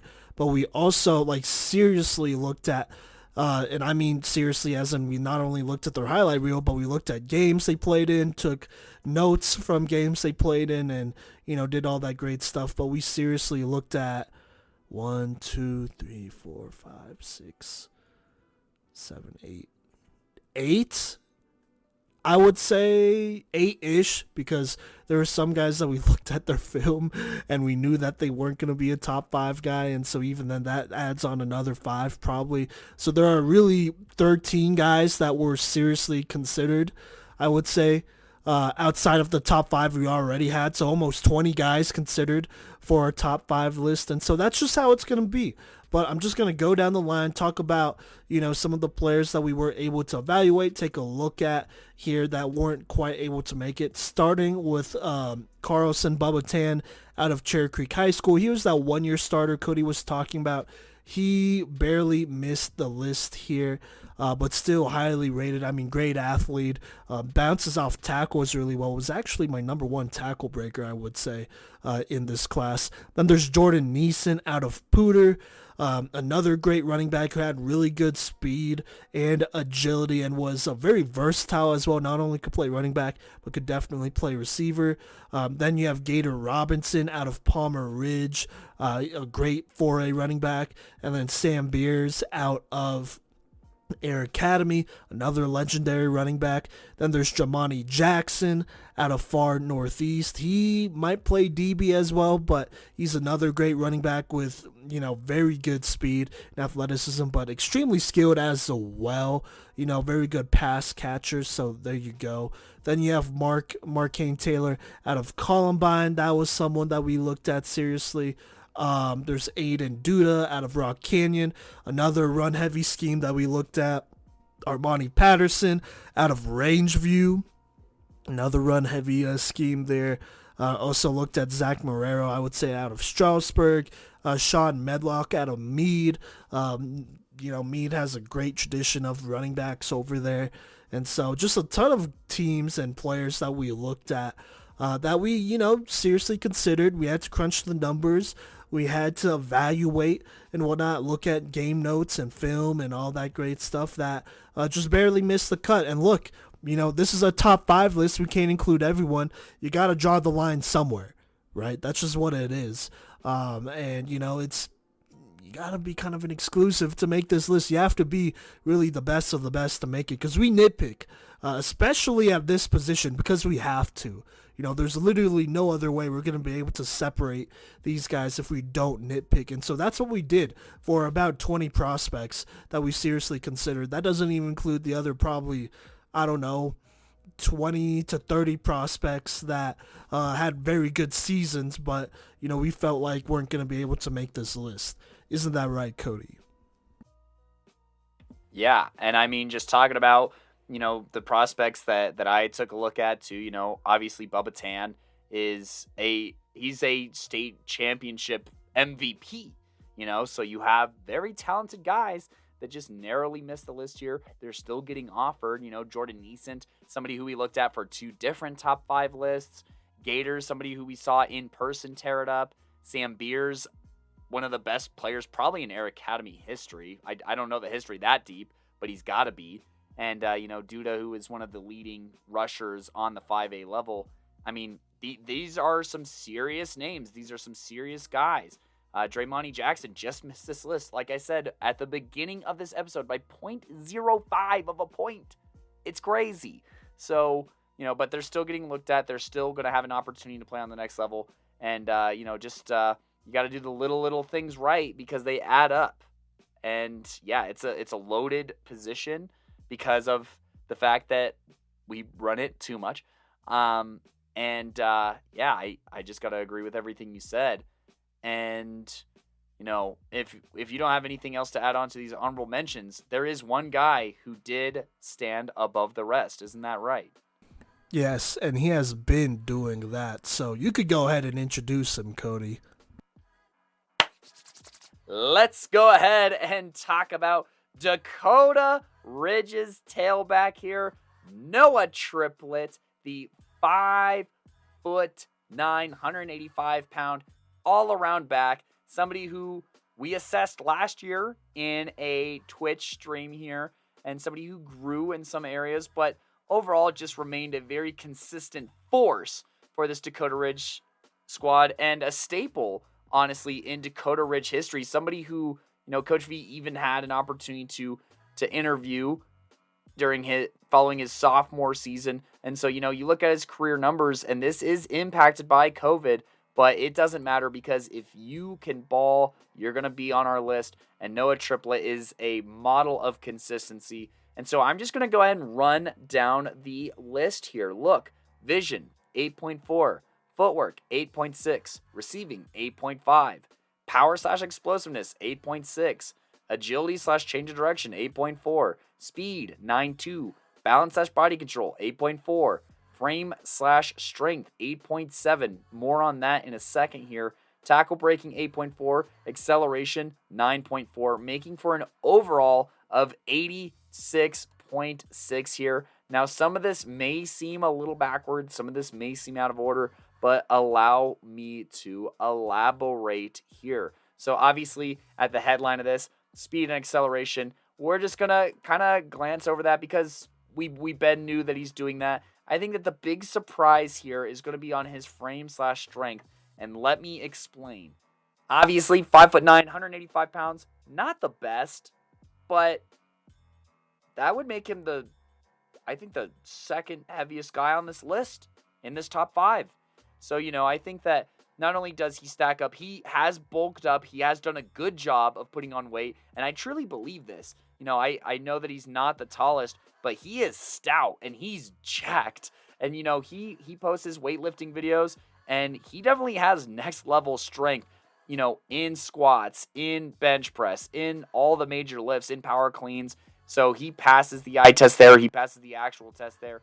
But not only that, but for the amount of carries that this dude has received in, his high school career, I don't think he ever missed a game where he was the starter, which is crazy because, you think of Dakota Ridge football these past few years, and you think of, at least on the offensive side of the ball, you got to think of Noah Triplett. He is one of the most probably historic backs for this school here. He's somebody who, consistently performed no matter how much the odds were stacked against him. Look, since his sophomore year, he's had almost 500 carries, and he's had over 500 touches between carries, between receptions, and between, returns as well. So he is a very high usage guy who has withstood, the test of time and, never sat out a game from injury. Now, did he get banged up? I think that is something that did happen, but not to the point of no return, not to the point of missing games, not to the point of really missing a lot of time. He's a tough, strong dude here. And I just wanted to, really give that respect that I think, maybe frame-wise, not the best, but, he's very stout, he's jacked, he's muscly, he fills it out very well. And, I think that strength-wise, he's one of the strongest dudes, physically, as far as what he's been able to withstand and the things that he's been able to push through and the things that, also just driving piles and stuff like that, how well that goes for him. It is an underrated aspect of him and just something that I slowly saw climb. I think that he also holds up very well in pass coverage. He also has pancakes. I talked about Diego Kearns getting a pancake on a defensive end. Noah Triplett has been able to do the same thing. He is somebody that people will definitely overlook and be like, oh, I'm just going to bull rush this dude. And then he'll get underneath you and he'll pop you. And you're going to realize real quick that he's not a pushover.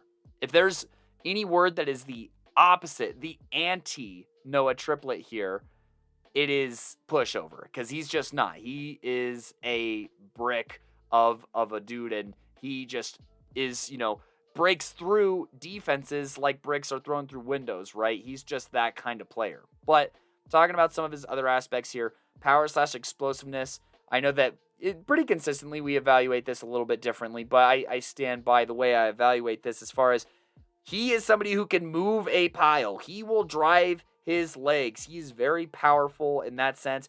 He consistently falls forward. It takes multiple guys for him to not win that kind of like pushing of the pile battle. He will, 1v3 guys and still be moving them just because, he is that powerful. He is that explosive in the legs. He does have pistons. And yeah, he's just very capable in that sense. Footwork-wise, I think that his footwork is very consistent. I think that he does a good job of being able to make cuts on a dime. I think that he maneuvers the field very, very well. And then, receiving-wise, he makes some diving catches. He makes some sideline catches. He does, actually get to split out sometimes, even to that outside position and run goes on linebackers and wins in that sense. And I think that that's very important. He makes a variety of catches. Obviously, his bread and butter is, screen stuff. But, I think that he makes the most of that with, his vision here at an 8.4. And look, I want to say that he really has like a super glaring weakness here, but from here on out, everything is an 8.4. His vision's an 8.4. His agility's an 8.4. His body control's an 8.4. His tackle breaking's an 8.4. He can shed tackles consistently. He remains balanced. He can shrug off and stay afloat. He plays leverage very, very well. His balance is going to be very good there. His change of direction, he's got some really nasty jukes. He can cut it back across the field. I think it's really funny when he gets his arm helicopter going, and that's like, oh snap, he's running fast and he's making a big move that's fighting against that. But I mean, look, body control is body control. That could probably improve a little bit here, so he arm helicopters a little bit less. But I mean, look, even vision, I was nitpicking up on a play where he literally scored a touchdown on, well, this was, I think, 2 different plays where he literally still scores a touchdown because of all of his other traits. I was like, he probably could have gone this way and still scored a touchdown, and that's probably the first read that he should make. But like I said, that's super nitpicky. He still navigates the field very well. This is evident in his returning prowess, I want to say as well. Something that you consistently see throughout these very speedy backs, at least. And, he's somebody who is able to utilize down the field very well. And, I think that's something that improved each year as he kind of went, is trying to utilize that middle of the field a little bit better and a little bit better. And, using his blockers in different ways to even block when they're not blocking a certain way and whatnot. And just being very creative. I think that he's capable of doing that. And, movement-wise, I mean, he's just a very balanced back. And we talked about you got to be versatile to get on the field. You got to be versatile to play on the next level. And you got to be versatile to stick around. And Noah Triplett is probably the most top to bottom, consistently good to great back in basically all categories. And, he even made some jumps from last year. I had him graded at an 85 last year. He took some steps forward, took some steps back. I think his receiving took a step forward. They allowed him to play around a little bit more with that. His tackle breaking, I think, took a tremendous step forward. He did run with a little bit more ferocity at times. And, just based off of, that growth from last year to this year. And then, some things he probably took a little bit of a step back on. But I think that's fine with how much he was asked to do this season, where he actually carried the ball, a few more times and, almost matched his production almost exactly, which is crazy to see what he did. But, Coach V, I kind of talked about overall, I mean, he can probably put on more weight. He can, work on his vision a little bit. He can get a little bit more agile and a little bit more body control as far as just like controlling what he does with his speed, especially with, maybe trying to reduce that arm helicopter a little bit because that does slow you down. But, I mean, I'm nitpicking a little bit here, and I think that we had to for this career 3,600-yard, 70-plus touchdown scorer.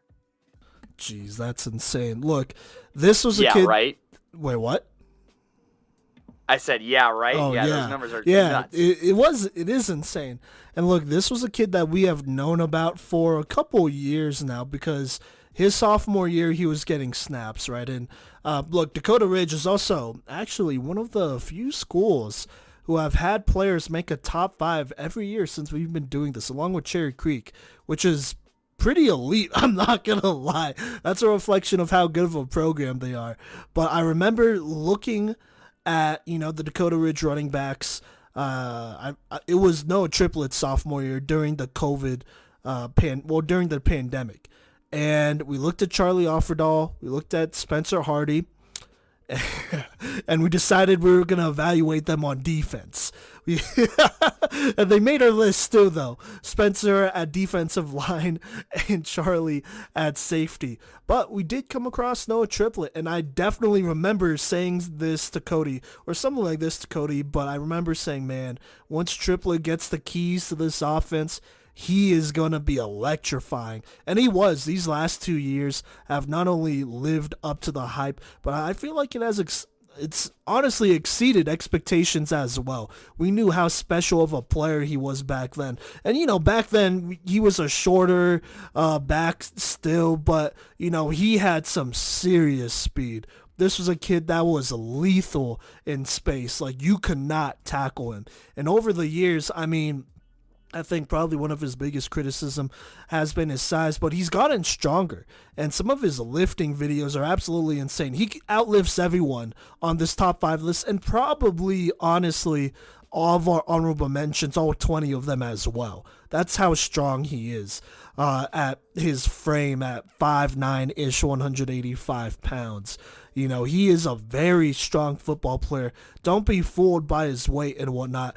I mean, he's a strong dude, and it reflects on his game as well. You mentioned how he's able to bounce off tackles and all of that great stuff, and I think that's something he has really added to his game these last couple of years. Just that ability to be able to run up the middle more and bounce off more tackles and be able to shed more tackles and be able to get those short yardage situations that teams ultimately get into, that Dakota Ridge ultimately get into, and that's not when he's, tearing off a 50-plus yard touchdown or something insane like that. I mean, some of the highest scoring games that we have been able to cover were Noah Triplett games where he was just going off, where he was just going crazy, and it was just one of those games where, you could play the right scheme and you could line up guys and shadow him, but it just takes one little mistake and he's out of there. And so that's how dangerous he's been all these years. And I had the privilege of talking to a lot of his coaches, his head coach. Shout out TFG, his coach is there as well. And shout out Mad Skills, running back Damon Vaz over there. This isn't an ad, but he has also trained two number one running backs in a row in his son Bryce Vaz and Noah Triplett this year as well. And so I've talked to all of them, and they say basically the same thing about Noah, about how hardworking is. I can't talk, Jesus. How hardworking he is, how much of a glue guy he is, how much of a workhorse he is, how he's a gamer, he's a baller. He's gonna outwork everyone in your locker room, and it's not that you have bad workers. It's just that Noah Triplett is that level of a hard worker, and that's something that you can't really measure, in my opinion. Well, not really, I would say. And some of that did translate into his game this year, where even then he was pretty banged up. I'm not going to disclose the injuries that he had, but he was probably the most banged up this year, and he still matched the yardage he got last season where he was healthy. And so that shows how much he has improved from his junior year to his senior year, I would say, at least. But let me go ahead and talk about my grades for him before I forget here. Vision gave him a 9, footwork 9.5, receiving 8.5. Like Cody said, saw a little bit more of that this year. Power explosiveness 8.2, agility change of direction 9.1, speed 9.2, balance body control 9.2. Great, the best balance out of anybody on this list. Definitely somebody that is really hard to tackle or runs with a good pad level. Frame strength 8.2, tackle breaking 8.6, acceleration 9.4 for my highest grade in our running back one and my RB1 here in this class at an 88.9. For me, one of the highest rated prospects I've ever got to evaluate here, at least in the state of Colorado. That's how good he is. And honestly, a lot of his grades, I'm just going to be real, we did evaluate before his junior year, so I did put a lot of those in to start, and then I made adjustments accordingly based on what I saw his senior year and, talking to different coaches and all that great stuff. And so there you go. But Noah Triplett is truly somebody that is an all-around running back. Cody talked about a lot of his strengths, and so I won't touch on too many of those. But look, this is a kid that's a very good in open space. He's also a kid that's very smart. He sees the field extremely well and whatnot, and works with what he has extremely well. I don't think he's gonna ever do a little bit too much and reverse fields and whatnot. I mean, he's just gonna be straightforward, and he's gonna make the right football play consistently. Whether it's beating you with his speed or his agility or his strength sometimes, which is something that is definitely coming on here, especially in the later seasons. So there you go there. Now, his lowest grades are obviously his power, explosiveness, and frame and strength here. You could definitely get a bit stronger here, and I think he will be on this next level. I want to talk about frame and strength a little bit here. A lot of that is his height and his weight here. I'm not as concerned about his weight. Definitely a little bit more concerned about his height because I have stood next to this kid and met him a couple of times, and so there are concerns, but he is pretty stout there. So, but high in weight, that's something college coaches are obviously going to look at. But I think his strength really pulls up his grade here for him as he does put up numbers as a lifter. And honestly, pound for pound, is one of the strongest dudes in the state, in my opinion. So there you go there. But altogether, Noah Triplett is probably the most well-rounded guy. He's not just a speedster. He's not just a guy in a run-heavy system. He's going to catch the football. He's going to run with power. He's going to see the field really well, and I feel like he has always done that. It's only gotten better, and he has a very smooth footwork. Gave it a 9.5. I think it's one of the best out there in the entire country, to be honest with you. So there you go. That's Noah Triplett. He has committed as well here. Well, first things first, Cody, what do you think about all what I've had to say here? I mean, this is a kid that we've known about for years, and we've known that basically for years that he was going to be on this list. Yeah, honestly, when the averages shook out, there was not a surprise here. I mean, there's definitely sometimes a surprise where it's like, oh wow, this person really put together a nice senior season to round out any concerns that we may have had in the past, and they surged from maybe our number 3 to our number 1 person over the course of the season or whatnot. There's lots of movement that could definitely happen here, but I think with Noah Triplett, obviously we evaluated him last year very in depth. Entire paragraphs on your behalf of relaying that information and whatnot on each individual category, and he lived up to and or exceeded a lot of these things, even while maybe not at 100%. So, but Noah, he's a real cool guy, and I mean, I'm very happy for him that he was able to commit to the Division I program that is Drake. Yeah, absolutely. And I'm just going to throw this out there. I feel like still, even then, he was pretty under recruited. This was a kid that should have been getting some group of 5 offers and FCS offers, more FCS offers to say the least. But, he chose Drake, and I believe he chose them either before the season or very early on in his senior season and whatnot. And, October 12th. yeah, there you go. So relatively early on. But look, they're getting an absolute steal. This is a guy that you don't really need to pull off the field ever, which is good. I mean, that's the ideal running back, right? A kid that's reliable, that's going to make plays that you don't have to replace with another guy. You don't got to pay another guy to do something that he's better at. He's really a very good, well-rounded running back, which is what you want on the next level. And so he could fill a number of different roles for them. But I think they're getting an absolute steal. I think this is a very quality pickup for them. And, when healthy, I think he could be extremely good for them. Right, Cody? Oh, absolutely. And I mean, just want to squeeze in a few other things while I'm walking through this here. School record 300-pound power clean. Jeez. That's ridiculous, dude. That's like, there's linemen that aren't doing this. But that was months ago, though. Yeah, that was in May. That was in May of last year, in 2022. So, 500-pound squat it was on the same day. He did these on the, oh my vey. And this is somebody who, we were talking about it in the offseason last year after his historic junior year that was just like, where are the offers? And it was like a crawl, and, I know that he was a little nervous about it, but, I mean, all is well that ends well, and when you can play, you can play, and people will recognize that. At the end of the day, still, I agree, under-recruited should be, at least a group of, I mean, I don't know, man. He's invited out to CSU, he's invited out to CU, and nothing happens. I mean, he's definitely somebody who could be on CSU and even probably be a rotational guy on special teams or out of that backfield, honestly, sooner than later.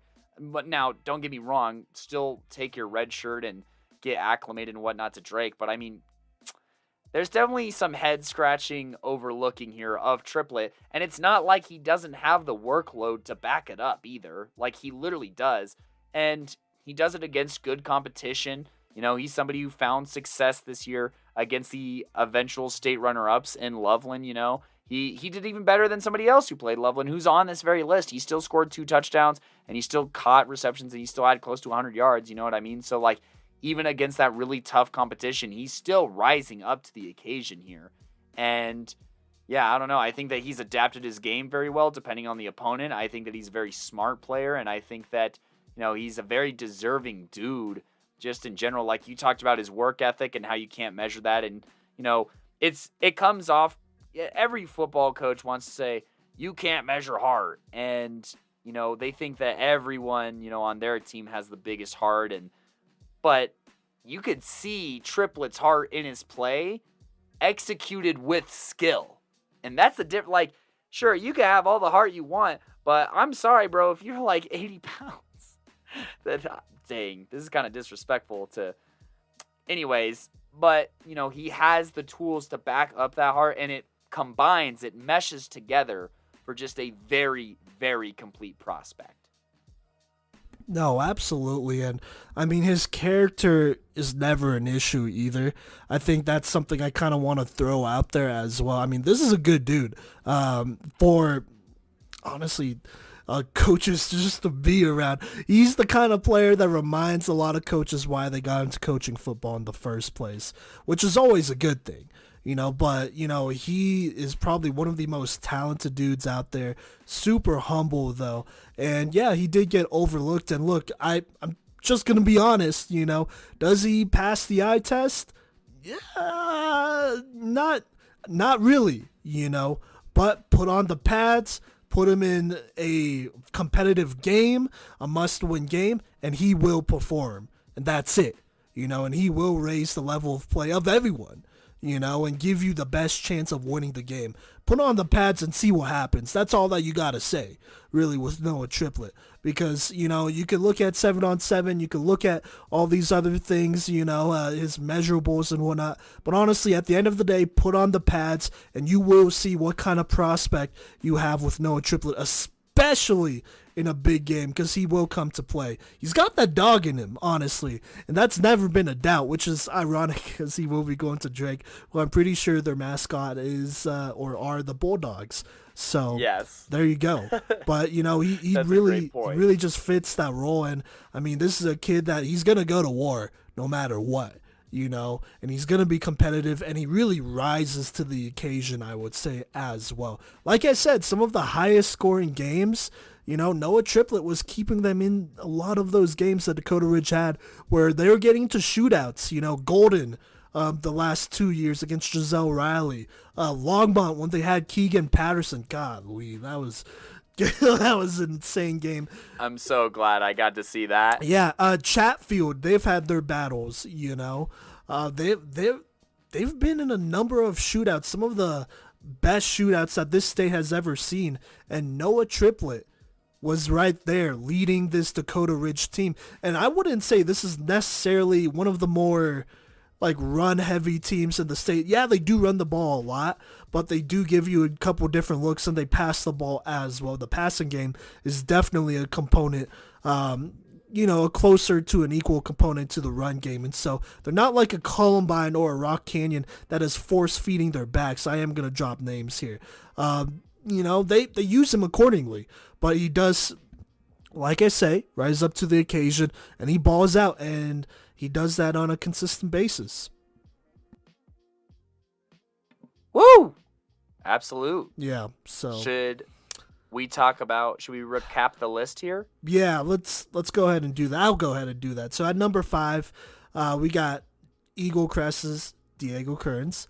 At number 4, we have Windsor's Jaden Thomas. At number 3, we have Lutheran's Ryan Kenny. At number 2, we have George Washington G-Dubs, Marcellus Honeycutt Jr. And then at number 1, your number 1 running back here in the class of 2023 in Colorado is Dakota Ridge's very own Noah Triplet. So there you go. Obviously, running back, we say this all the time, but we're going to say it one more time here. is extremely competitive. Here in Colorado and across the country. Like I said, it's probably one of the most undervalued positions, and so the little things definitely matter with it. We nitpick at a lot of things because that's for sure what college coaches are going to do. When they see that you're not a certain height or weight or whatever, or didn't put up a certain amount of stats, you're automatically off their list. And so you really got to show that you are all that and all that great stuff. And so this is a great group of running backs, the fastest group of players, the fastest top 5 we've ever evaluated. And yeah, I mean, I think that's just facts, right, Kodey? That was my impersonation of this running back class in Colorado. All right. It's pretty good, huh? Yeah, it's pretty okay. good, huh? I could do better. It was. I just won't do it. So there you go. That is, you're capping right now, but yeah, no, this was a very fun group because I mean, in 2020 it was a lot of the power, kind of, I'll say like stereotypical Colorado running backs, like those bigger dudes, and then a little bit of a change up last year, and then this year is just blazing saddles as far as the guys, the workhorses in the backfield, pun intended. And man, I'm kind of on one at the end of this episode. And we knew this, running back group was going to be special because they're not all just speedsters. There's some guys that are just all speed. They got skill. They could catch the football. Some of them could run in between the tackles.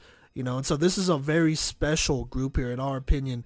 They are all D1 level type of guys, but it's tough pickings out here, especially if you play running back, and so it is what it is. You really got to be the best of the best, and we truly believe this is the best 5 that Colorado has to offer, at least in this class. So there you go there. Now, Kodey, do you have anything else to add on here before I close? No, I just congrats to the guys who are committed, and best of luck to the guys who aren't, and best of luck to all of them heading forward. Once again, you are invited onto the show for an interview, so go ahead and hit us up. Yep, absolutely. So there you go there. But if you want to go ahead and, keep up with the news, follow the podcast and keep up with the podcast news, go ahead and show some love on social media at Playmakers Corner on Facebook, Instagram, Twitter, and TikTok. TikTok and YouTube as well at Playmakers Corner is where we're going to be posting clips of these episodes along with the highlights of these top 5, so you could see what we're talking about when we're talking about strengths and weaknesses for each of these players. So there you go there.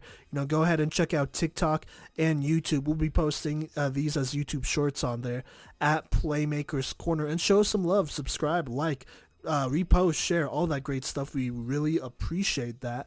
And then on top of that, go ahead and subscribe and follow us on Twitch. We'll be doing some live film breakdowns here soon, as well as YouTube, and wherever you can listen to us on wherever you can listen to podcasts and whatnot. Go ahead and subscribe, like, leave us a good review. We really appreciate those. And stay tuned. We have just a couple more top 5 seniors lists left here for the class of 2023. We're almost done. We got interior linemen, so guards and centers, and then defensive tackles, and then at the very end we got quarterbacks. That should be a really fun episode, to be honest with you. But all of these episodes are super fun, and so thank you so much for the support. And I have been one of your co-hosts, Simon Voyanos, a.k.a. Coach V. And I've been your other co-host, Kodey Stauffer. And bye. We'll catch you later. Meow.